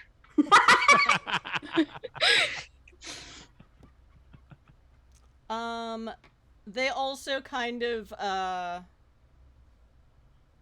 they also, another, swing and a miss. They go to slap, and then they, like, step on the hem of their skirt and kind of stumble down to the ground. In their pink lame slinky dress. And other people are laughing at them because it is funny.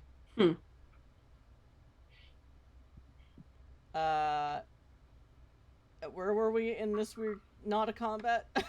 Has security noticed? So security is starting to notice, yes, and I will just keep seeing the situation until security steps in. So the situation I'm trying to set up is that enough of the local security is distracted by Dune's storytelling that control room actually has to try to pay attention to get them to start doing stuff. Well, what you hear on the channel you hacked is, we have a situation developing next to the stairwell, with are people fighting over Eagle 3? Yeah, I think they're fighting over... Okay, can someone step in? Can someone step in? There are... Yeah, so the kind of wandering guys are a bit distracted by Dune, but the guys the ones whose job it is to guard the stairwell are looking like, oh, well, I guess it's gonna have to be me. Can I hit the combatants up the stairs? So that they're starting like up into that stairwell to... Yes, I'll just say yes. So you can kind of direct, and they're just like one rather scrawny man in a blue mini dress, kind of in like 6-inch stilettos, kind of staggers a couple steps up and tries to throw themselves onto someone else, like a tackle pounce, but they're like 2 stone. DFA. Mild annoyance from above. And security's like, and you get a sense that this is coming from someone closer to the fray. It's like, oh my god, guys, get over here for fuck's sake. Dune's like, at least one person has to remove themselves from Dune's sphere and start kind of very quickly, like, ninja-ing their way through the crowd, very unobtrusively. meanwhile, Dune's continuing the story. You're not sure he's saying bullshit or not, but when we tune back into Dune's story, it's like, and so there I was, drink in one hand, a pie in the face, and a gun in the other. And so I don't know exactly who threw the first pie, and I don't know exactly where it came from. We weren't serving pies that night. I suppose they must have brought it in from outside. But you're not allowed to bring food into our establishment, so that is indeed, I was for them. I was not impressed with their particular choice. I mean, even the accuracy. The cousin they were aiming at, and I know they're aiming at them because the cousin was calling them rather, shall we say, coarse names. So yeah, were standing a good 6 feet away from me. But I wasn't about to take that lying down, so I fired a warning shot over their head, and I will say I ended up paying for that one because it went over their head into the bar and hit a couple of bottles, which splashed most of the combatants on that side most satisfactorily. So perhaps I did not have to pay as much as perhaps I could have. But okay, so and then getting back, so Masterson, you got 7 successes, so I'll say you got a small slap fight of 7 socialites. Which, yeah, a few more security, because they're moving security and then there's posted security. A couple more guys, rush in from that staff entrance, from that staff door, and start, again, ninja-ing through the field. No one seems to be coming down that double staircase. Okay. And they are coming in to kind of break up the slap fight. I will insert Guildenstern into the orbit and push them into our good friend Ryerson. Yeah, the security staff kind of motions for Jason in this unobtrusive way to, like, go dance over there, we've got this, kind of, and Jason's like, okay. And at this point, Jason's own current partner is involved in the slap fight, and he's just kind of going, what is happening? Like, he's kind of amused, but also, like, it's early for this. And Implying he was expecting it at all? I mean, the real question is he disappointed that he lost a bet? Like, oh man, I totally had Sergio on for 10 o'clock for this sort of shit to start. So yeah, he's kind of like distancing himself from whatever that is. And yeah, Guildenstern, he is not currently dancing with anyone. Well then. Would you look at that? I've seen better punches thrown by a dead person. Oh! So while security is more distracted, I'm going to take the opportunity to digitally slip into the control room. That's gonna be another hacking roll. I know.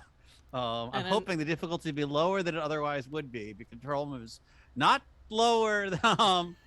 Not low. It's not higher, but it's still 8. Or rather, I'm hoping they'll be less likely to notice the intrusion after it's made if they're paying attention to the nonsense inside. But Yeah. yes, that's going to be an 8.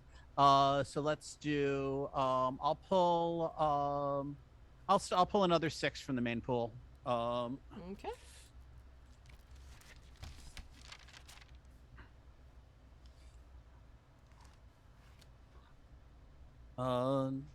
Yeah, another 6 from the main pool should be good. Okay. As long as I don't roll a 1. I did not roll a 1. That was a 32 before. So now it's a 27, which I believe is what I need. A 29 is 8 successes. Oh dear, that was 7 successes. Oh no! I'm still putting willpower though. Did you count all of your bonuses? So what your I skill took specs? was 10 for my. Let's do it again because I rolled a 2. Was the key point here, which is not a 1, but it's also a 2. So I have 10 for computer plus setup, another 2 for the specialty, another 3 because I have a really good computer in my head. Is there another bonus I should be paying attention to? There's did I give you another bonus for being a code monkey? Yeah, that was the +2 for the specialty. Oh, yes. That's right. So it's a 15 before the dice, but it's on a 2. I think I just barely miss it. Yep, so close. What did I give you? No, I did not give that merit. Okay.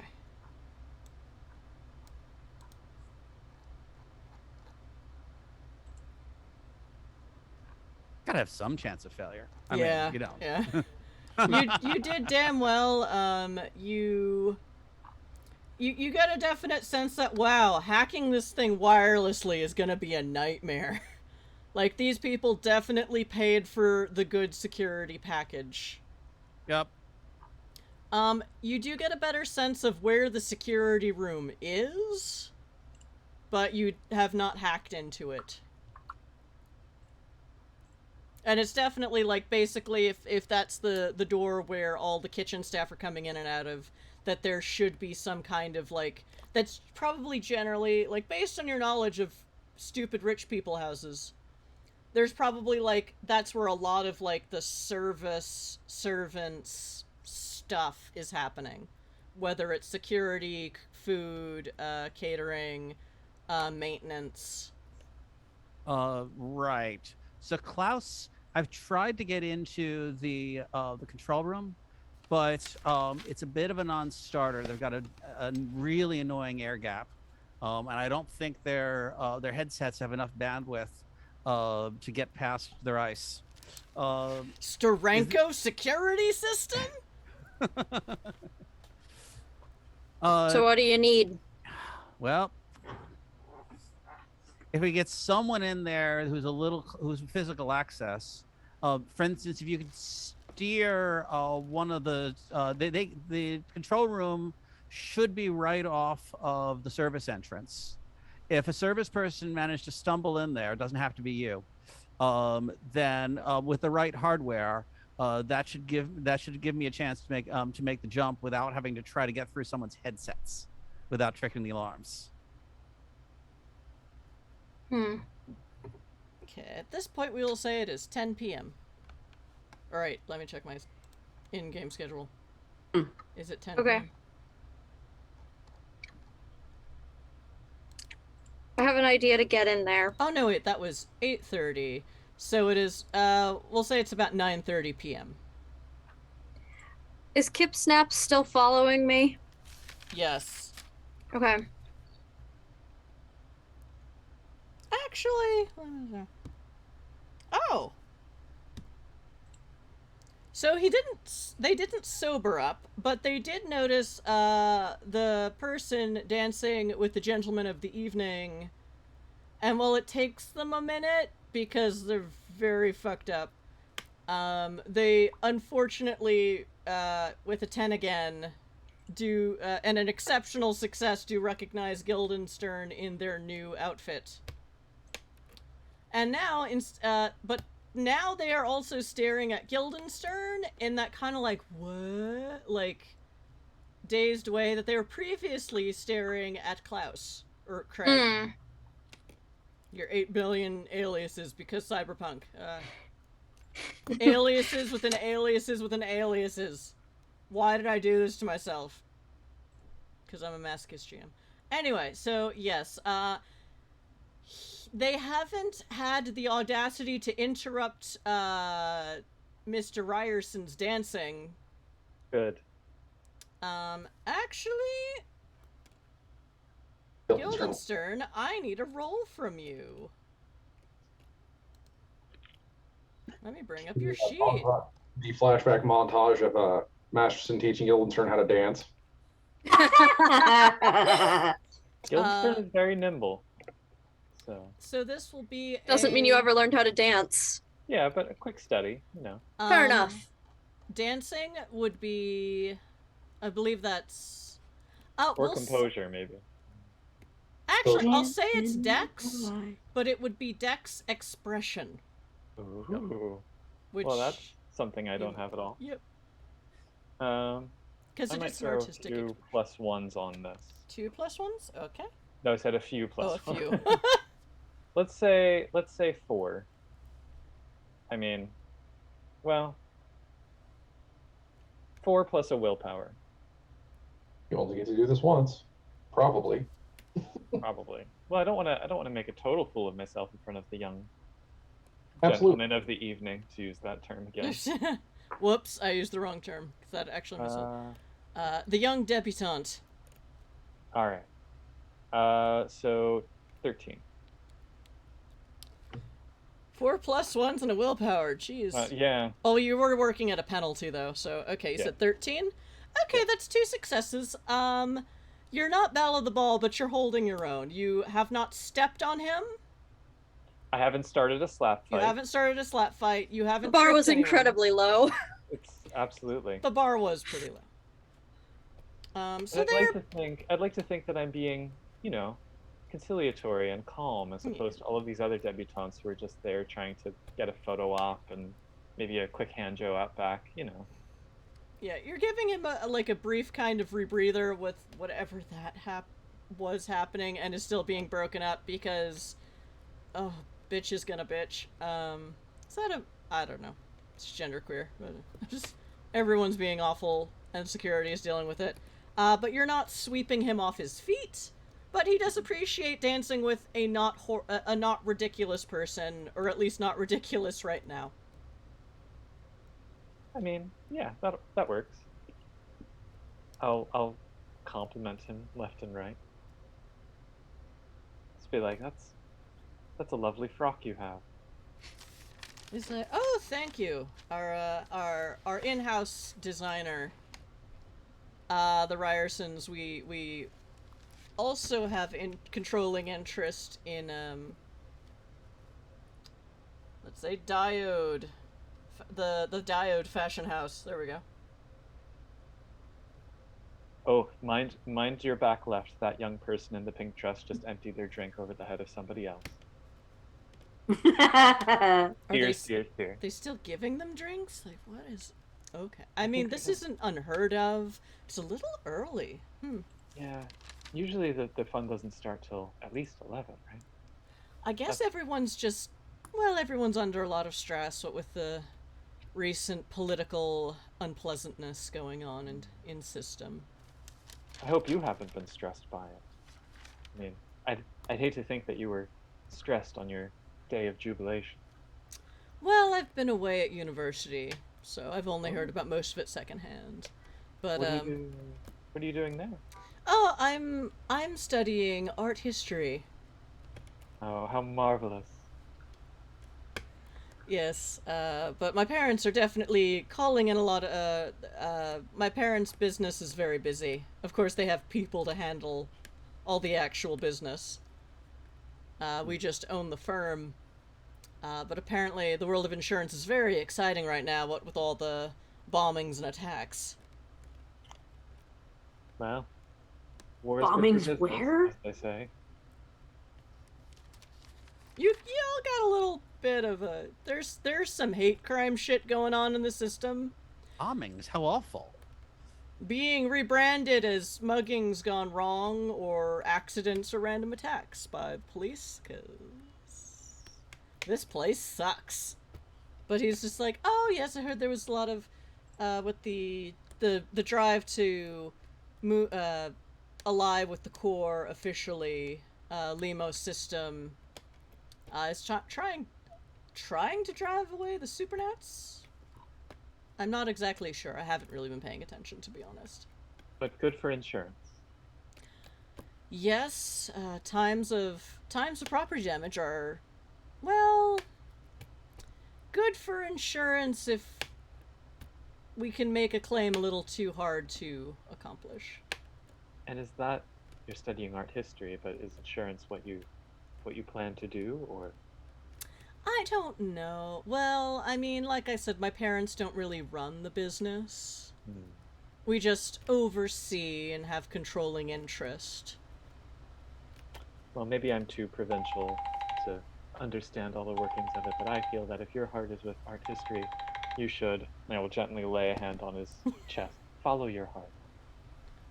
Oh, always. I mean, what's the point of having all the freedom in the galaxy if you can't use it? Oh, indubitably. Okay. Phoebe. Thanks, Dune.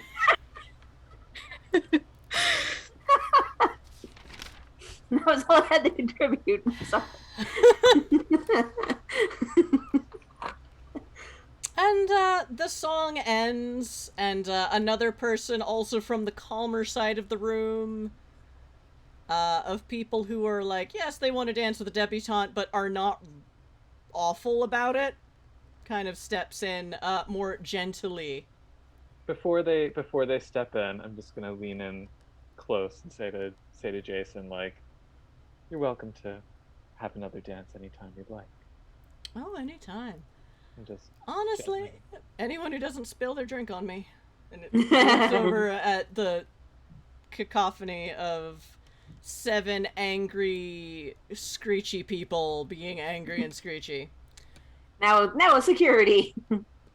2 on each elbow, two for each person, 1 on each elbow, kind of, Oh no, these people barely have the energy to push an elevator button on. Like, these are skinny, scrawny people. No, I'm saying they're being helped along. It's 1 under each elbow, kind of Yeah. picked up and carried along. Yep, let's get you some help here. We'll help you right on over to the anti-drunken or whatever. Yeah. Get you freshen up. There is on this side of the wall there is a discreet door to like a restroom. Where you think that, yeah, they're gonna get a little sobered up by security in there. Not with punching, because, they're rich. They're elites, and you don't do that. But they're gonna make sure that, like, hey, can you all just chill out? It's early, and we, the 11 o'clock drama hasn't started yet. Come on. And then we cut back to Dune ending his story. And so that's how that particular group of cousins finally learned the lesson to always bring a pie to a knife bite. Moral of the story right there.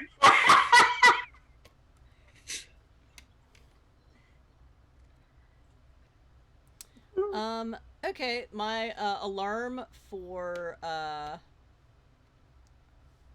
my break alarm just went off. I mean, so it is time for our 10-minute break. No, it's just, why are you being weird? Phone. I will say, I don't know, it's like half an hour to the end of stream, so. I mean, we started 20 minutes late. Like, does anyone need to end at 10? No. Okay, so we can play 20 minutes later. All right. Or sounds play good. 15 minutes later and then 5 minutes of outro and raid prep. So, okay, so chat, we're gonna take a quick 10-minute break. And you know, if we want to get to more gaming, make sure we keep to 10 minutes this time. Just saying, friends. Luckily, I don't have to watch the playback for anything, I don't think, because I already did that today. And, yeah, so 10-minute break. We'll hopefully be back at 10:30, no, 9:32. Wow, Eastern numbers time. are hard today. Which is another good thing I'm only down to 1 dice roll. Whew. Anywho, 10-minute break. See you in 10. Woohoo, bye.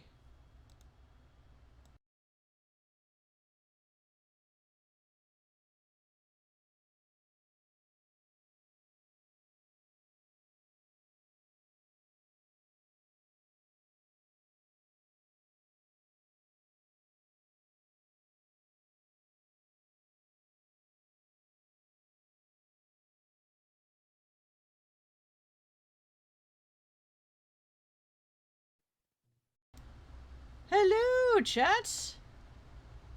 We're back. We're back. Welcome back. I hope you can all hear us, because I'm never sure, and I just Can don't you hear trust me now? anything anymore. We're audible. Yay! Thank you. But not audible.com. No, sorry. We're not sponsored. Nope. And still no word from our missing cast member, so hopefully they're okay. Yep. Okay. So, hi chat. We've got about 45 minutes left of game. So, yeah, let's do this. So, our players are secretly Underground Railroad agents who are largely supernatural or supernat leaning, and are at a elite party in a system where everyone hates supernats. And so they're trying to steal a supernat detector using a ridiculous party as a distraction. And that's what's happening. Welcome to the World of Darkness in space. Lol. If you're a World of Darkness grim dark purist, you probably won't like my game. Hmm. And Nightbot is still being whingy, but I will have to fix that later. Alright, so, when last we left our protagonists, because heroes in the World of Darkness, lol. So yeah, Guildenstern had, name pending PC, because they Still don't haven't had to use one. They haven't had to make a new alias yet, because they just came in as Masterson's +1. They just had to dance with the debutante of the ball, a Mr. Jason Ryerson, heir to the insurance magnate family thing. I don't know. There's a lot going on. And yeah, our protagonists are trying to formulate a plan to actually steal a supernat detector while it's being used. And Alphonse, unfortunately, was too shy of a role to remotely hack the security room. But yes, what plan do you have at this point, players? And at what point do you just say fuck it and burn down the tavern? Not yet. I mean, yet. I was kind of like, you know, we get everybody out of the security room if you set the security room on fire. But, you know. I mean, it's one of the unspoken rules of GMing, except in advance, that your players might just burn down the tavern. I'm pretty sure arson triggers morality checks, though, so, you know. It does. Oh, yes, it does! Because this is NWoD, and everyone gets morality checks! So, you know, maybe plan F that one. I'm just trying to seduce Jason to get a tour of the house. Everyone loses humanity in Plan N. I don't even have humanity. So I You have believe the morality. plan we've hashed out is that Klaus will stumble into or talk their way into the control room, put a magic box that Petruchio gave them to make it easier to hack in, Petruchio will hack the system to make it seem like the Supernat detector is on the fritz, prompting them to swap it out for a working one. At which point we can steal the perfectly working one they have in there. Whether any of this will go according to plan is a fascinating question. Okay, explain to me where this magic box came into existence. Because I don't mind, techie magic, but no one listed that on their inventory today.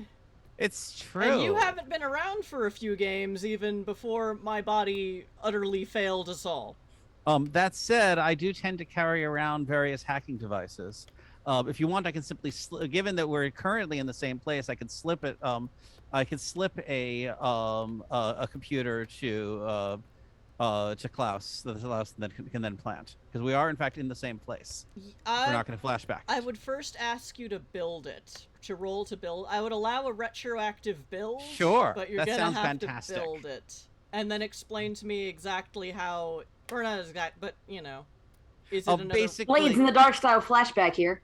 Yeah. Well, you see, I planned for this the whole time. Look, heists are hard enough to plan in heist systems. Like, I'm just gonna take what I can get in NWoD. Yes. Yes. But that's why I like planting some amount of flashback, which of course is in every heist system for obvious reasons. All right, Puka's character. What do you want? Are we allowed to retroactively assist, because there was a whole thing last time with assisting Tempto's character on tinkering? I will allow it. I forget how it works though. I roll and then the assistant rolls first. Okay. And then again, the success system is 8. You roll an 8, it's 1 success. 11 is 2 successes, and it goes up by 3. You add your number of successes to the dots of the main player's roll. Okay. So would this be something plus computer? Well, you do have tinkering now. I remember that because we talked about it. I'm remembering things that people PM'd me about. That's a good sign. So before we go into the mechanics for a moment, let's actually just put a moment of dialogue. So we've established that I did 4 hours ago. Yep. What do you think of this blue thing? Before I decide to wear it as my second outfit to the ball tonight. Retroactively said. Sure. So I'm building this on craft plus hacking, I believe. What my systems am I getting? It would be a wait, where's your, I had your character sheet up, but now Adobe is being a drama queen. Could you stop, please, computer? You were supposed to be the chosen one. A big old heaping helping of can do you not? So you've got interdisciplinary skill spec in hacking. I do. It would be a roll of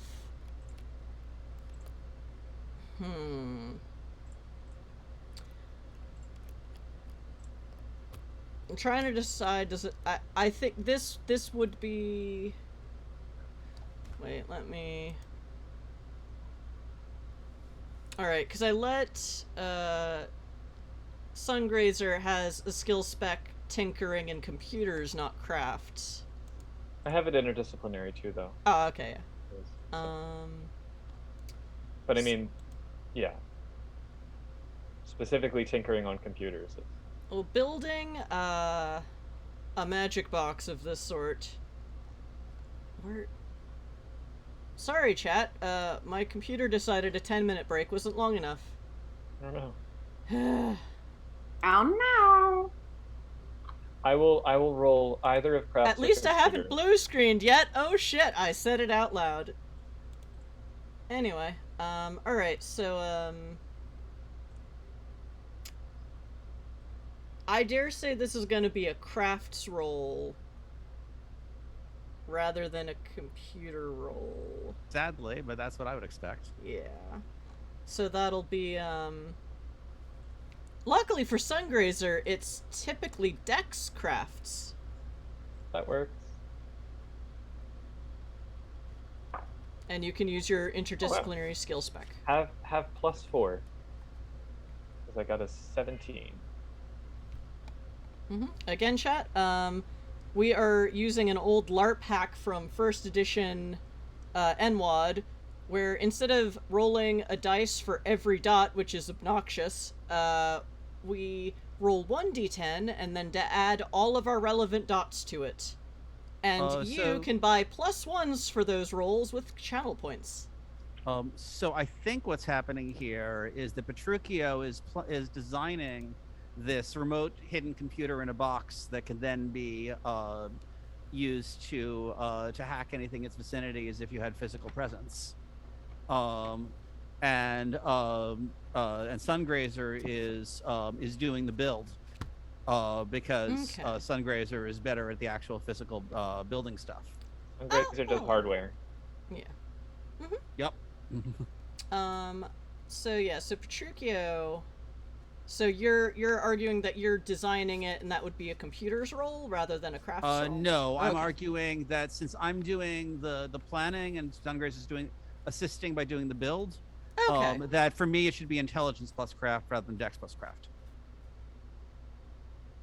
Okay, I'll allow it, but you can use your hacking specialty in this because because you also bought the merit interdisciplinary skill specialty, which is such a nice merit. Look it up, chat, if you ever play NWoD. I think it's in both editions, and it's actually, no, it might just be in second ed, but it's so nice. I love it so much. I have it. Highly recommended merit. Okay. And so are we cheap. doing in the interest of time, do we want to make this one roll even though logically it would be an extended roll? Yeah, just make it one roll. Okay. And then in like terms, however many successes you get, that's the bonus you can make while using it for whatever you try to use it for.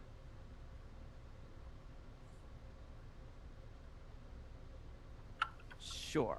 So Sungrazer, you were going to roll to provide a bonus, and I was going to do the main roll? You get +4 because I got 4 successes. Sure. So I have a 14 plus my die, which is a 2, but that still brings us to 16. +4. Or did you already count the +4? All right. I had a 10 before Okay. before adding things in. Okay. Actually, give me a second. As I'm going to make an argument. It should be a fairly easy one. I forgot how to spell device. My god. Mood. Yeah. Yes, player. Yes, rules lawyering. No, you're not rules lawyering. Yes, yes,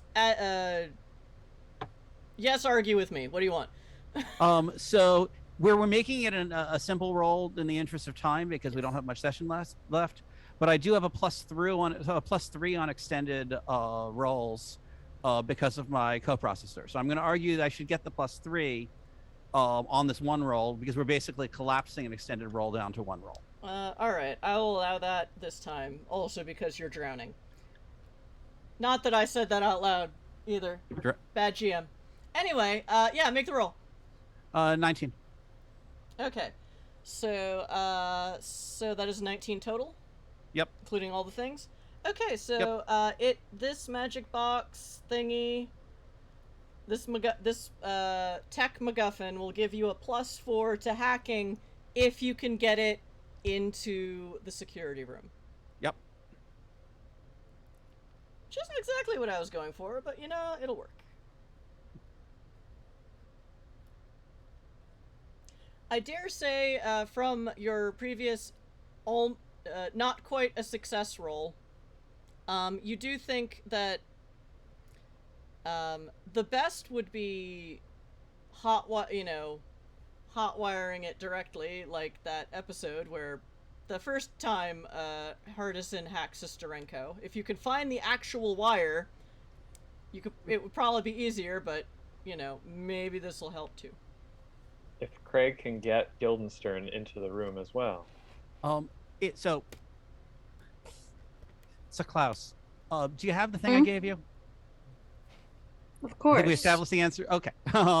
If you can get it physically attached to a port, that's best. If not, just get it in the room somewhere. Noted. I'm going to make my way, hurrying but making it look like I'm not hurrying because I am still technically on the job, and insight out toward the serving staff and this control room, because I am totally panicking about this Kip Snaps character who's been following me all evening, and I think I finally have a moment where they aren't looking at me. They're back to me. Yeah, I know. Yeah, I think I finally have a moment where they're not looking at me. So I'm taking my opportunity to escape and panic elsewhere. Yeah, a few other members of the wait staff have noticed the annoying journalist guy bugging you, and they're like, you go take a break. Don't worry about it. Yeah. And someone else in higher up the chain of command of catering is like, wait, your break is, and someone's like, nah, someone's been harassing them. Just let them take a break. It's like, Mr. oh, Stevens. okay. Back off, Mr. Stevens. Mr. Stevens.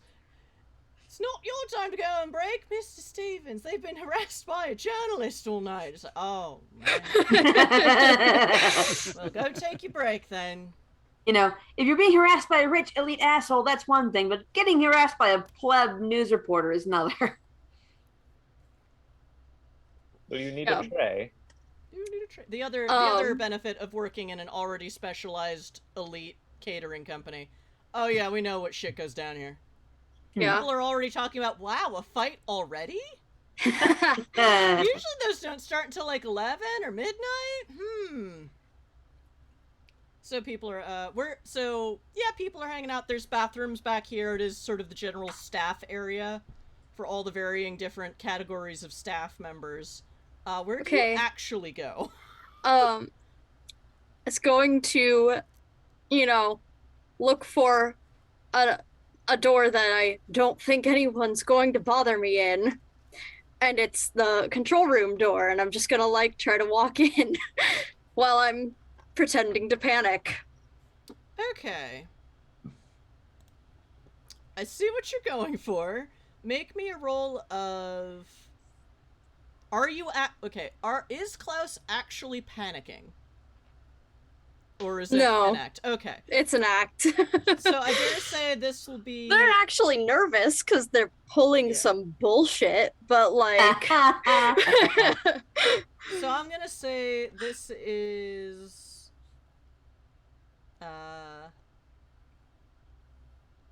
I'd say this is manipulation subterfuge. Okay. Subterfuge!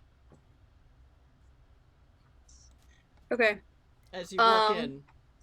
How many +1s do we still have in the pool? A bunch. Actually, I should count if there are any more. You had 22. There are 12 left. Okay. Oh. 13. 13, 14. Doing my bit. Again, I don't mind my players using their channel points for in-game bonuses, because it means their accounts are watching our stream as we play, and we need the numbers. If you haven't noticed, we are a tiny, tiny channel. I think I'm going to use 4 of them, if that is all right. It's fine with me. I'm the GM. Yeah, I was looking for confirmation from the other players who might want to use them. What else could we need to use them for? This is theoretically a heist game. Any spending these bonuses for heisting is always great. Yeah, that's what we're here for, man. Rolled well, and now that's a 19, which is some number of successes. I can't do math anymore. That is 4. Okay. Okay, so... But if you roll a demon die, you'd be in a different system. Oh, geez. Yeah. Okay. Well, the security staff rolled a 1. Oof. So good for them. So what happens is you kind of stagger in, kind of breathless and nervous, into the security guard's room, and you see, banks of screens. You have your computer brain, likes these legs, like, oh, you can kind of guess where the cameras are in that room. You have definitely not seen any cameras there. Invisible cameras. You see, lots of banks of computer stuff, you see screens, you see readouts, and, you stagger in, and instinctively all the 3 security guys watching the screens kind of turn around, and 2 of them are, "Grr, you don't belong here." But the one closest to the door is like kind of chill out for a minute, and she gets up and she's like, "Hi, I saw that reporter was bugging you. Like, do you need us to get rid of them? Like, are you okay?" Yes, I'm so sorry for having stumbled in here. I didn't realize this was this room. Oh, you didn't? Well, okay. No, I figured you I were just am coming looking in. for a place. I need a moment. Okay, well, you can sit here for a sec if you want. Like, it's safe. Thank in here. you. But again, like, if you or any of the wait staff are having problems with someone, you can come to us, and we'll help you because we know what these people are like. Yeah, it was. And this isn't even these people. This is the people they attract. Who Um, are often worse. So yeah, you just take a how am moment, I hun. doing on like sneaking plugging this thing in somewhere? Where there do I just- see a place to do so? That's gonna require some kind of roll, I think, because Okay. you are looking, not because you can't find one, but because there are too many. And Because you're they're not sure watching me look around. Yeah, and there's like you have to figure out which one it is. So I guess this would be, Wit's computers. Okay. I'm decent at that. It helps to have dots in computers when there's a computer in your brain. Hmm. Cyberpunk. 14, so 3 successes. Okay. The way we will work this is you have found, there's basically just some cheap chairs in here, and the security lady, again in the same black uniform, kind of leads you to one, and you just sort of stagger around and sit on one that is next to some data jacks. Mm-hmm. And then she's like, "Okay, take a few minutes. It's okay." And Thank you. yeah. And the other security people are like, "Yeah, that happens." So they're not worried that you are gonna do anything untoward. You're a small, nervous person who's been harassed by a drunk reporter all night, and they're like, "Yeah." Yeah. Okay, so what can you see in there? So I will say that, yeah. So I will say you find an appropriate data jack. Okay. Actually, I'll say that you find a +3 data jack. It's not quite perfect, but it's definitely going to help. Okay. But you don't know that because you're not necessarily wired into the magic box. But Shirkio is, or Alphonse, or whoever the hell you are today. The vampire. The No, they're character. definitely not a I'm vampire. not a vampire. Or hacker. And then I drank some blood from people who were on drugs, and now I'm a wizard. Oh, that's out now. I need to watch that too. We drank the drug blood. Yeah, I need to watch that too. Yes. We are not the Supernats you're looking for. I think about just Nadia saying we drank the drug blood a lot. Anyway. Again, Grimdark players, you might not like this, and I'm not apologizing. So yeah. Anyway, so yeah.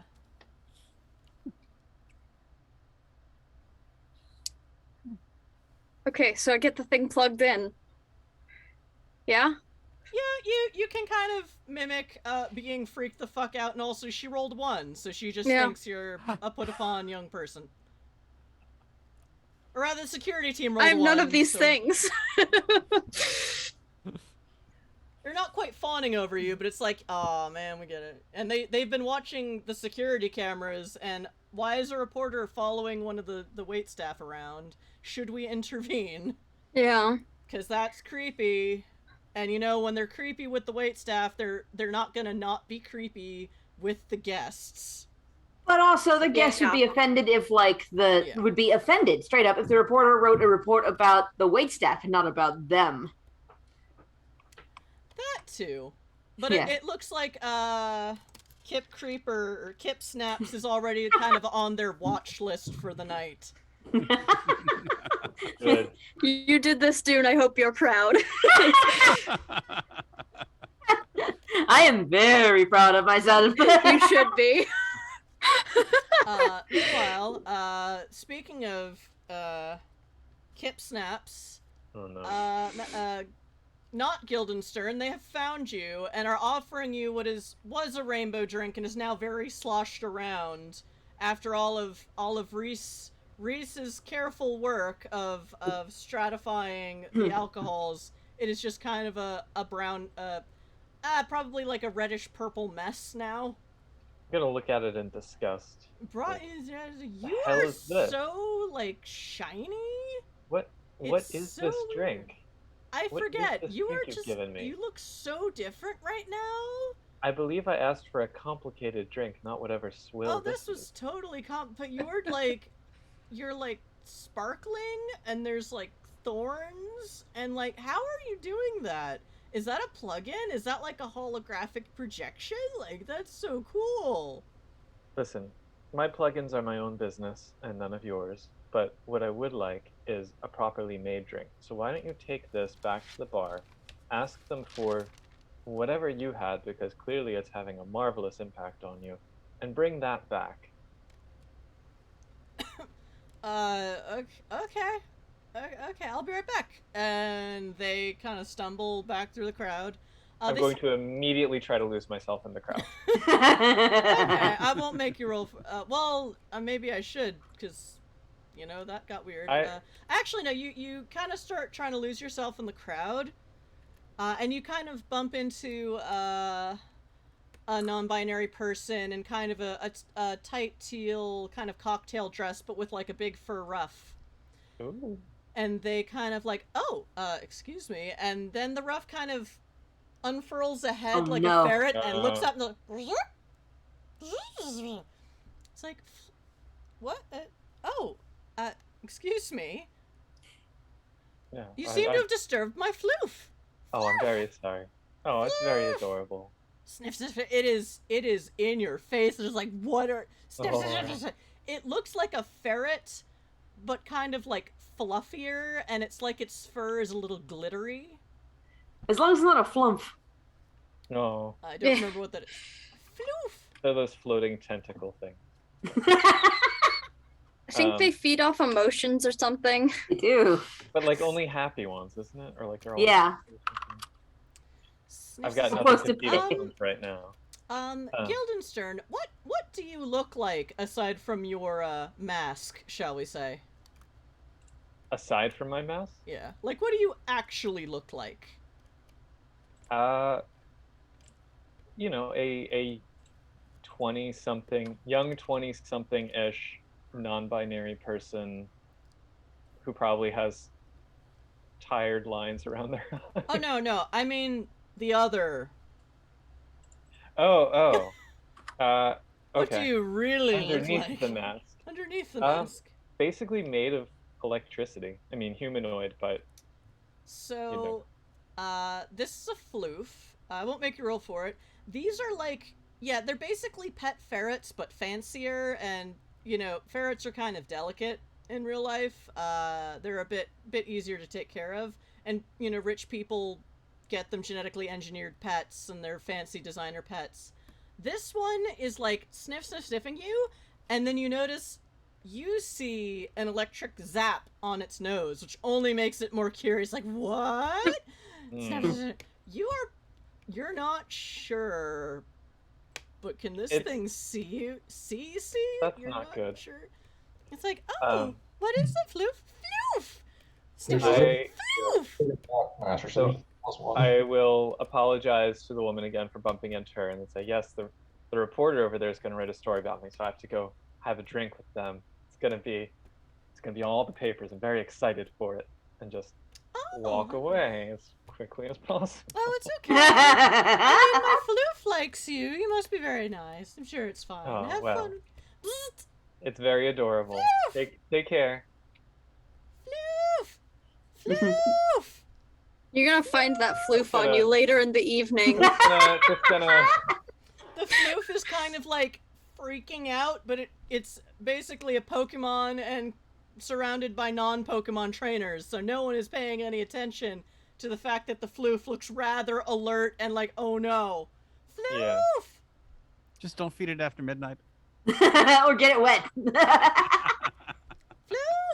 And it's trying to talk to it's the not the NB owner and Floof! Well, as long as they don't know that it's a supernatural detector, that's fine. But And it's trying to scuttle off their shoulder and they're kind of hanging out. So it's like, what is up with you? Floof! yeah, I'm gonna get as far away as possible before it scuttles. Speaking of scuttling, Masterson, you sense something moving kind of Oh shit. aggressively, kind of below your line of vision to your right. And there is a tap dancing platypus in a pope hat. A platypope, if you will. You're not sure if anyone else can see it. Like, it goes without saying this is a hedge creature. Oh no. Is it okay? Never mind. And it kind of and no one else is paying any attention to it, but just somehow instinctively are walking around it. So you have a little bit of space to breathe. And it kind of dances and dances and dances, and with a flourish takes off its pope hat, and there's a note in it for you that it offers to you. It says, "Time's up." Oh no. And it tap dances back into the crowd. Roll. Oh, I thought I was gonna say surrender, Dorothy. And your I thought it was gonna be, I thought it was gonna be like too. turn around. Does the note attack? Is the note the huntsman? That Nope. would suck. It's as far, I mean, it could be. Roll me intelligence and occult. Oh Jesus! I just looked at your occult skill. Well, okay, it's worth a shot. Int occult. 2-0. You Because rolled it. I rolled a 10 again. Oh, for fuck's sake! All right, that's fine. That's fine. It's 5 fine, it's all successes. So, yeah, huntsmen. They have heralds. At least one. You don't know why the herald of this huntsman is a aggressively tap dancing platypus with a pope hat. Oh. That said, given whom you used to serve, maybe the pope hat kind of fits. You know. The pope hat fits. If the I can sure hope it does. Otherwise, it's going to go right over the top of the head. Pope fight! Pope fight! Oh wait. We'll alert +1 Masterson that business is about to pick up. Oh dear.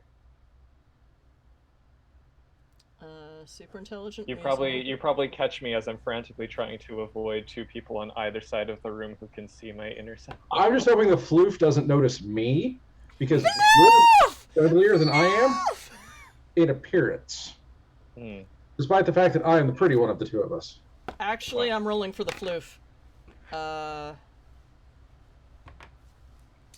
There's another. Now to the left, there is also movement low to the ground in the corner of your eye. But you look down at that, and that's just a floof, and it's kind of paws up on your pant leg. Floof! On Masterson's or mine? On Masterson's. I look at Gildred. What did you do? Listen, these people, they bring in pets imported from wherever. They can do whatever. I don't know. I just work here. They were But so not really. intent on figuring out if they could that they didn't stop to ask if they should. That being said, it is very cute, and I kind of want to steal it. This turned into a pet heist just now. Has Well, we the were- floof successfully gotten away from its owner? Did you see the platypus? Has anyone seen my floof? Floof! I can hear it. I don't know where it is. We were trying to steal Supernat detectors. I'll look at Yeah. I'll look down at the flute. You can keep quiet. They understood the assignment. Masterson, what do you say to the flute? You pick it If up? you can shut your mouth, we will take you with us. Floof! What happens if we bop it very lightly? Floof! Oh, the non-binary person in the teal dress is like, oh, you found them! Thank you! Floof! And then it's just like, ah! Clearly this floof is upset about something. At which point, it is... At least we sent the big bad wolf back to the into the dishwashing pit. So. Yeah, you have no idea where that guy went. It's like, what? Okay. What other NPCs do I... there's also, at which point, a man no longer wearing pants, not kip snaps, they are still wearing all their clothes. A dude who has seemed to recently taking off his pants down to his hearted boxers and undone his tie and has a bottle of something standing on someone else's bar, not Dune's, going, yeah! Party! Woo! And Must then be jumps 11 off o'clock. and runs into the crowd. No, it is, let's see. Let me check my notes. Ah. Sorry. Drop my dice. It's looking for playing with it. Well, we've got 9 minutes. I'm gonna ask Masterson, what do you mean platypus? What platypus? You didn't see the platypus then. Okay, good. I missed it. Handed me a note. You still have the note. Yeah. I'm gonna start looking around for huntsman sign. You're not Do- really... Do we have worm sign? Thank you. Quis thank you for custodiet catching ipsos that. custodes. Who watches the watchman? It's gonna be quis custodiet. Is that worm sign? Is the ground shaking? Is there yellow lightning? I'm gonna walk without rhythm across the room. I won't even make you roll for that. Alright, so, we'll say that... You have to roll to walk in rhythm, perfectly honest with you. At 10 p.m. on the dot, all of the lights in the room, don't flicker, they dim slightly. And you notice that, mom and parent Ryerson have gone up the stairs and are now kind of flanking the top of the stairs, while their son is still kind of out and about. And you hear, over some kind of loudspeaker, rich people bullshit. Floof is still floofing. You're not sure where the tap dancing platypus is. But the announcement voice says, now, ladies, gentlemen, and non-binary, ladies and gentle them, if you'll turn your attention, we have a special surprise musical guest for this evening. And, you notice that the top of the middle part of the big part of the wide staircase bit has kind of widened like a stage, and there is now a grand piano on it. And probably, knowing this crowd, an actual grand piano with electronic enhancements for speakers and stuff without affecting the sound. Just in from the core, we present the magnificent Etta J. And, yeah.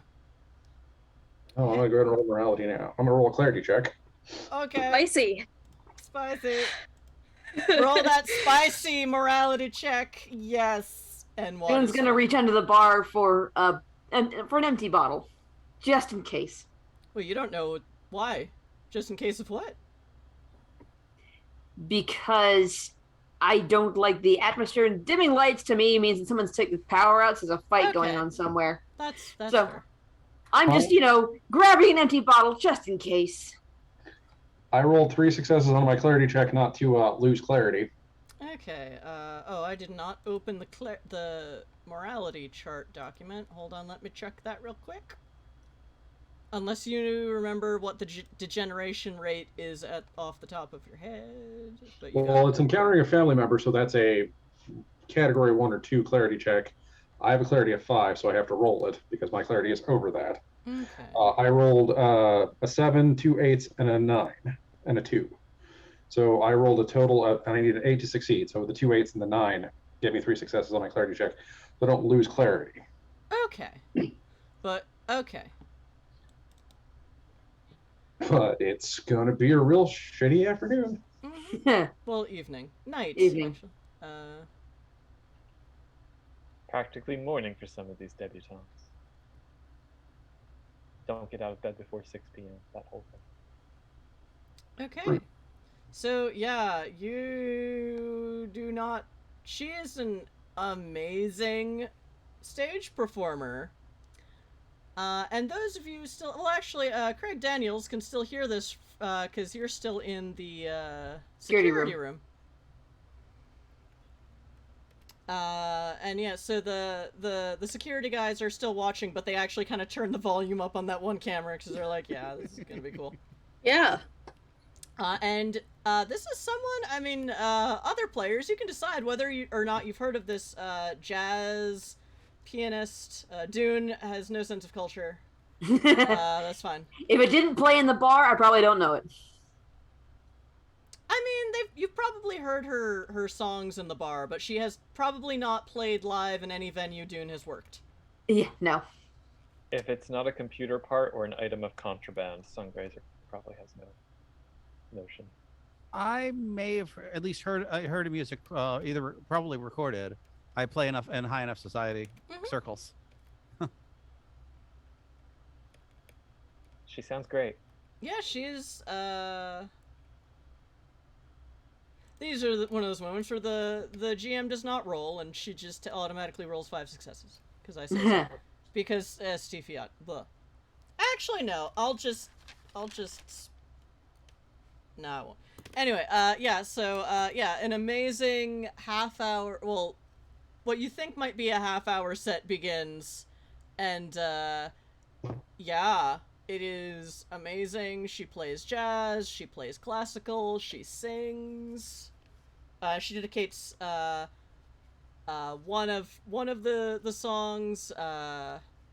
It's actually a folk song, kind of traditional, about but she jazzes it up about like a sailor lost at sea, and she dedicates it to her family. Well, With a lot who have been military people for. Rolls another clarity check. No.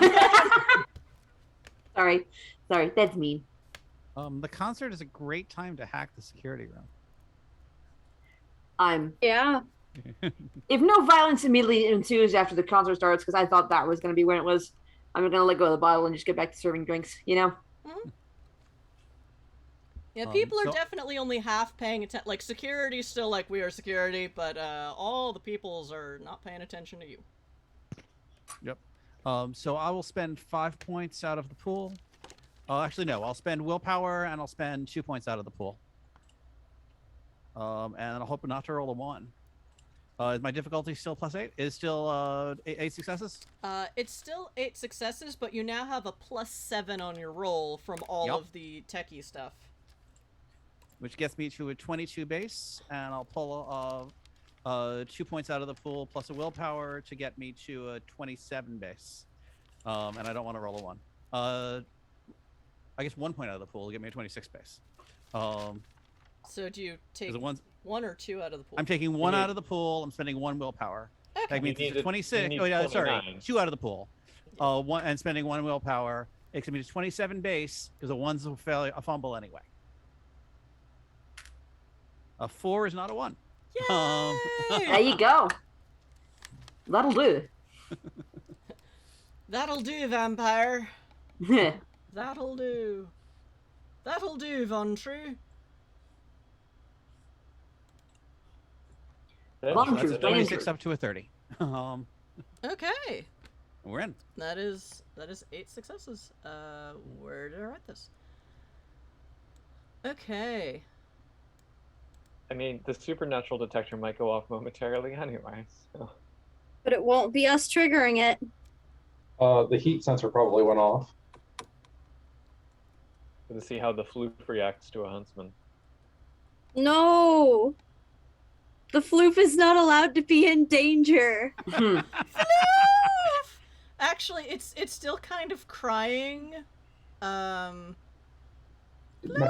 but its owner is just sort of kind of muffling it, like not like meanly, but kind of comforting, like, why are you freaking out, sweetie? Guildenstern, you better go steal the floof, or we'll never hear the end of it. I want to steal the floof. I also want to steal the floof, but you know. Priorities have changed. It's true, they have. I mean, you already have a Supernat detector at home, but you don't have a floof. We don't have a cute one. All right, so our timer has just went off for game. Any last things? Last things. Well, you already rolled for the hack rolls, so. Yeah. Okay, so. And you rolled a 30? I rolled a 30. Yes, he did. So I will write that shit down so my stupid spoony brain doesn't forget it. Oh,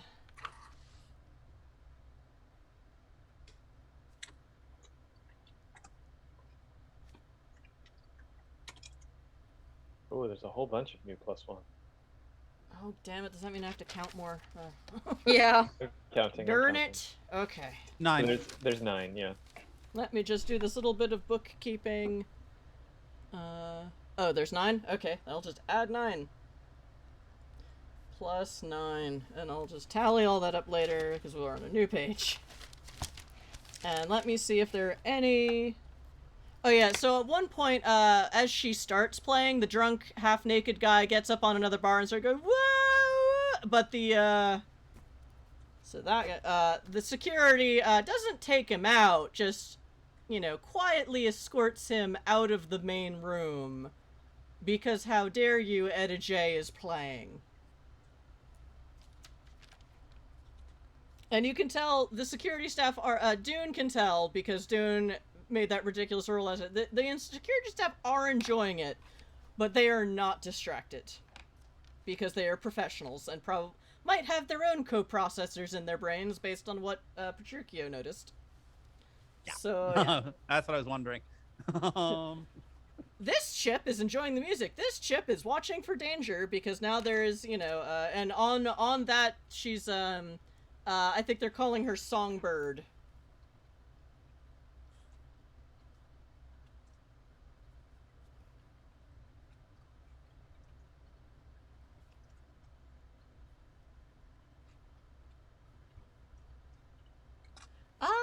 Masterson, have you ever shown your friends a mask, that is similar to your original face? Klaus has seen one, because Klaus has been in my apartment. Klaus. Klaus has actually seen this person before in my apartment, because there's pictures of my kids. Oh. Oh, even better. Then that's So even I lower difficulty. do know who Holiday's family is. Fascinating. Well, not Petruchio, is Klaus's sheet. Klaus, I want you to roll... I guess this would be... Well, you're also in the control room, so you're watching in a camera, but it's a really good, clear angle. And maybe it's because you're looking through a camera. Roll... Wits... And...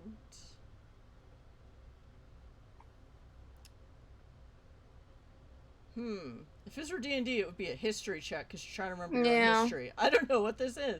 To remember a thing, With intelligence? let's say it's streetwise. Or no, Okay. no, let's say socialize. Because you've been to Holiday's apartment in a socializing That's kind of work, buddy. You're looking at the apartment of your friend from work, so we'll go with that. okay.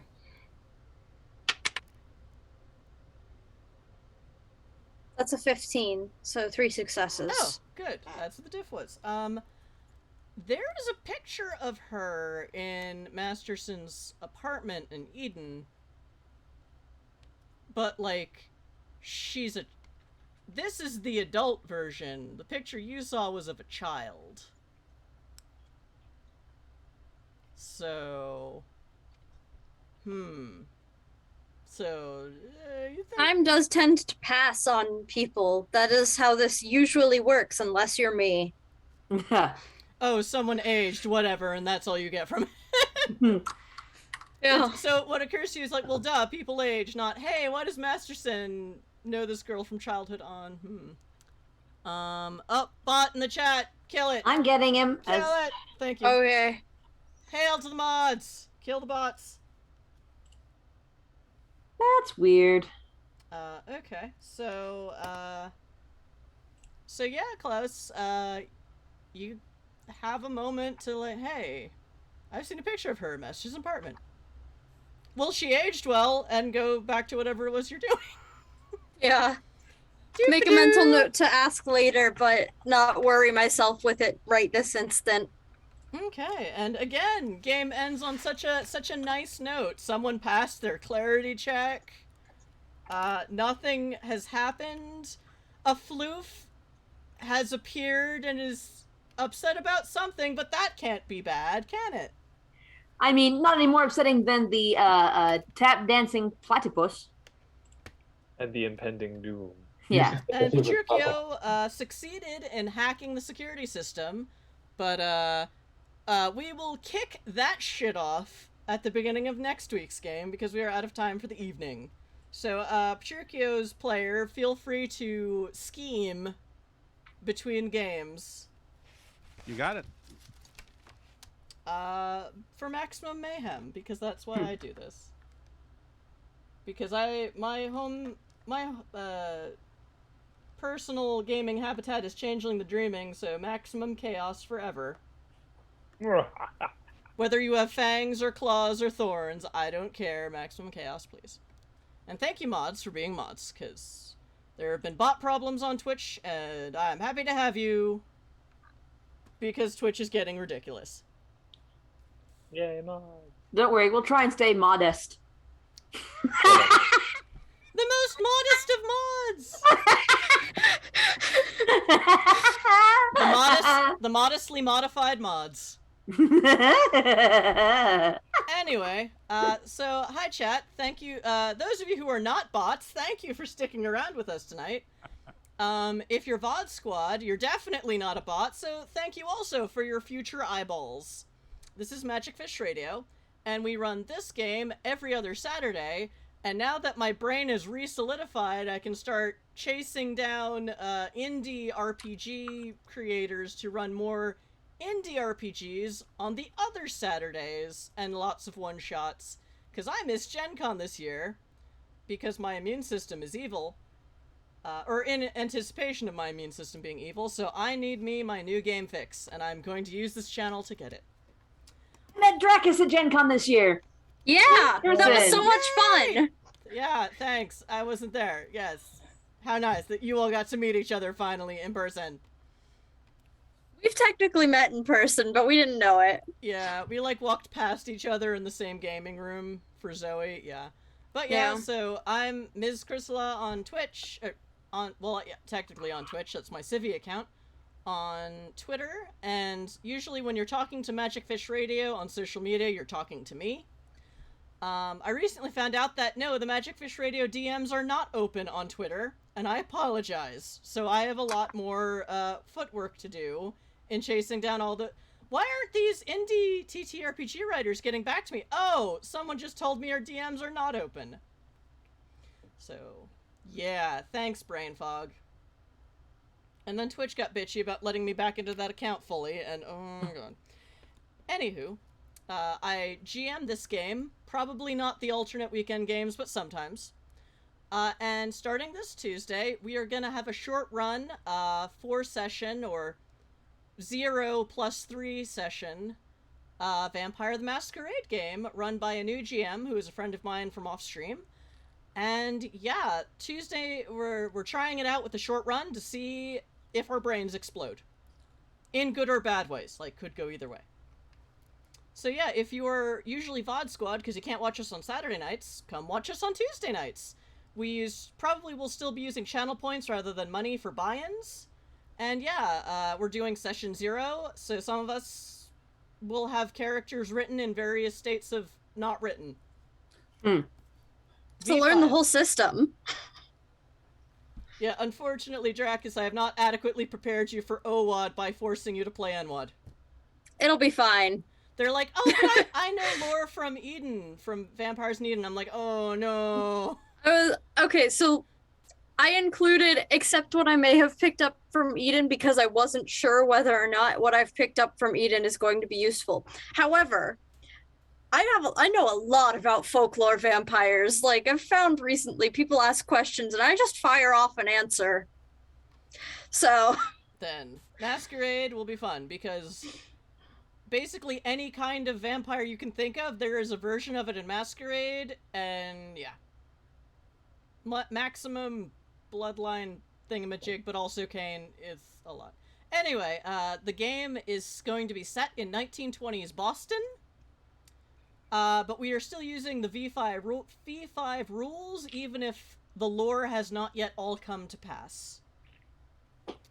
So that is going to be fun. I forget what our GM's Twitch handle is, but you've seen them in chat before, I'm sure. They've been around. But they work Saturday nights a lot of the time, or games, so they can't join us for this game. But yeah. So Tuesday night, Vampire the Masquerade. We'll see what happens. Subtitle, we'll see what happens. And if my brain can stop melting, tomorrow I can actually make some promo materials. Oh, brain.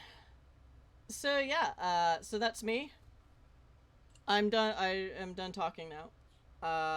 So everyone, let's start outros while I look for someone to raid. Well, let's go counterclockwise. Reese, who are you, aside from your 8 bajillion aliases and I only have stories? 2. I only have 2 because, you know, I'm not the hacker No, I'm the fighter. I punch people. I'm Merc. I played Idun the Wolfblood this evening, such as it was. I am who they tell me to be. Basically. I don't usually have very much going on. So watch the Reliables on Zombie Orpheus Twitch every Monday at 6 p.m. Pacific. If you care to, I did actually end up guest GMing a game of Demon Hunters on that channel last Monday, I think it was, which is now on their YouTube channel. So it is very funny. It was me and Drac is there too. So it was a lot of fun. Yeah. So it was fun. If you guys want to check it out, you can. That's where it is. Also, I must say that I have some very tiny gummy bears. I just felt this is important for people to know because they are extremely tiny gummy bears. It's very important. Yes. Okay. That's all I have to say. Next, +1, Guildenstern. Who are you? Yeah, back to Guildenstern. When I'm not being Guildenstern, I'm Sungrazer. When I'm not being Sungrazer, I'm Puka. I'm Puka Gar here on Twitch and on Discord, and I actually just made a Twitter account for the first time in 5 years. It has nothing on it yet, but eventually maybe that is. Okay, tell me who it is on the Discord so then I can tag you in our future It's the same name. game things. Oh, okay. Awesome. Next, Craig Daniels / put upon waitstaff person. Who immediately solicited the affection, not affection, sympathy. Interest. Sympathy of the security staff. Yeah. When I am not being some variety of Klaus, I am Dracus. You can find me on Discord as actual Dracus, just like I am in our chat here. This is about all I do, but I will be in the stream on Tuesday, so you should totally tune in for that. And other than that, that's about it. I sometimes hang out in the Zombie Orpheus chat, but not often. Did you post a link to the movie you made this year in the Discord, or just us privately? Yeah. They made a couple movie. weekends ago, I missed session because I was doing a 48-hour film fest, and I did post a link to that in our Discord. I thought it turned out well. One of the judges thought it was pretty good. One of them was pretty wishy-washy about it, but gave us a decent score, and one of them hated it, but I think it's because every other submission was a comedy. So shouldn't they like it because it wasn't boring? Yes, but I think they were prepared to sit there and laugh at it, and then they didn't. This isn't funny. They should try Vampire the Masquerade. So not on this channel, though. I'm proud of it. I thought it was pretty cool. I hope you guys do too. There's a link in the Discord. It was very, very, very cool. Thank you. Cool. Yeah, it's well done. There's nothing else to do in Ohio, let's be honest. It's true. We got permission to film in the dead mall. All of their anchor stores went out of business and the movie theater did not survive COVID. I wondered about that setting. I'm like, okay. Well, anything that's not New York. Yeah. Oof. It's the creepy middle of nowhere mall. Yeah. Ohio. Anyway, who are you when you're not Masterson? I am Zardoz, at Once and Future Doctor on Twitter. I just released a solo journaling role-playing game about being a professional wrestler during the high period of the territory days of the 70s and 80s, which you can find on itch.io. And you have published other games as well, at least one of which we have run here, We Are All Children. Yes. There should be a YouTube link on our Twitch page, which leads you to the YouTube where all of our VODs are. So watch the VOD. Or watch it here, but honestly, somehow the ads are worse on Twitch than they are on YouTube, and I still don't know why. But we have a VOD of it. It happened. Go watch it. It's fun. Maybe we'll make you run the other game too. It's a solo game. Oh, okay. Yeah, it's a journaling RPG. Okay. Alphonse, how many aliases do you have now, as you're the one who makes them professionally? I think 4, but yes, that is true. It's but my in own the fault. real life, I built the character. You did. With fewer aliases at the time, but still some. So in real life, I'm Josh, or Joshua Cronengold.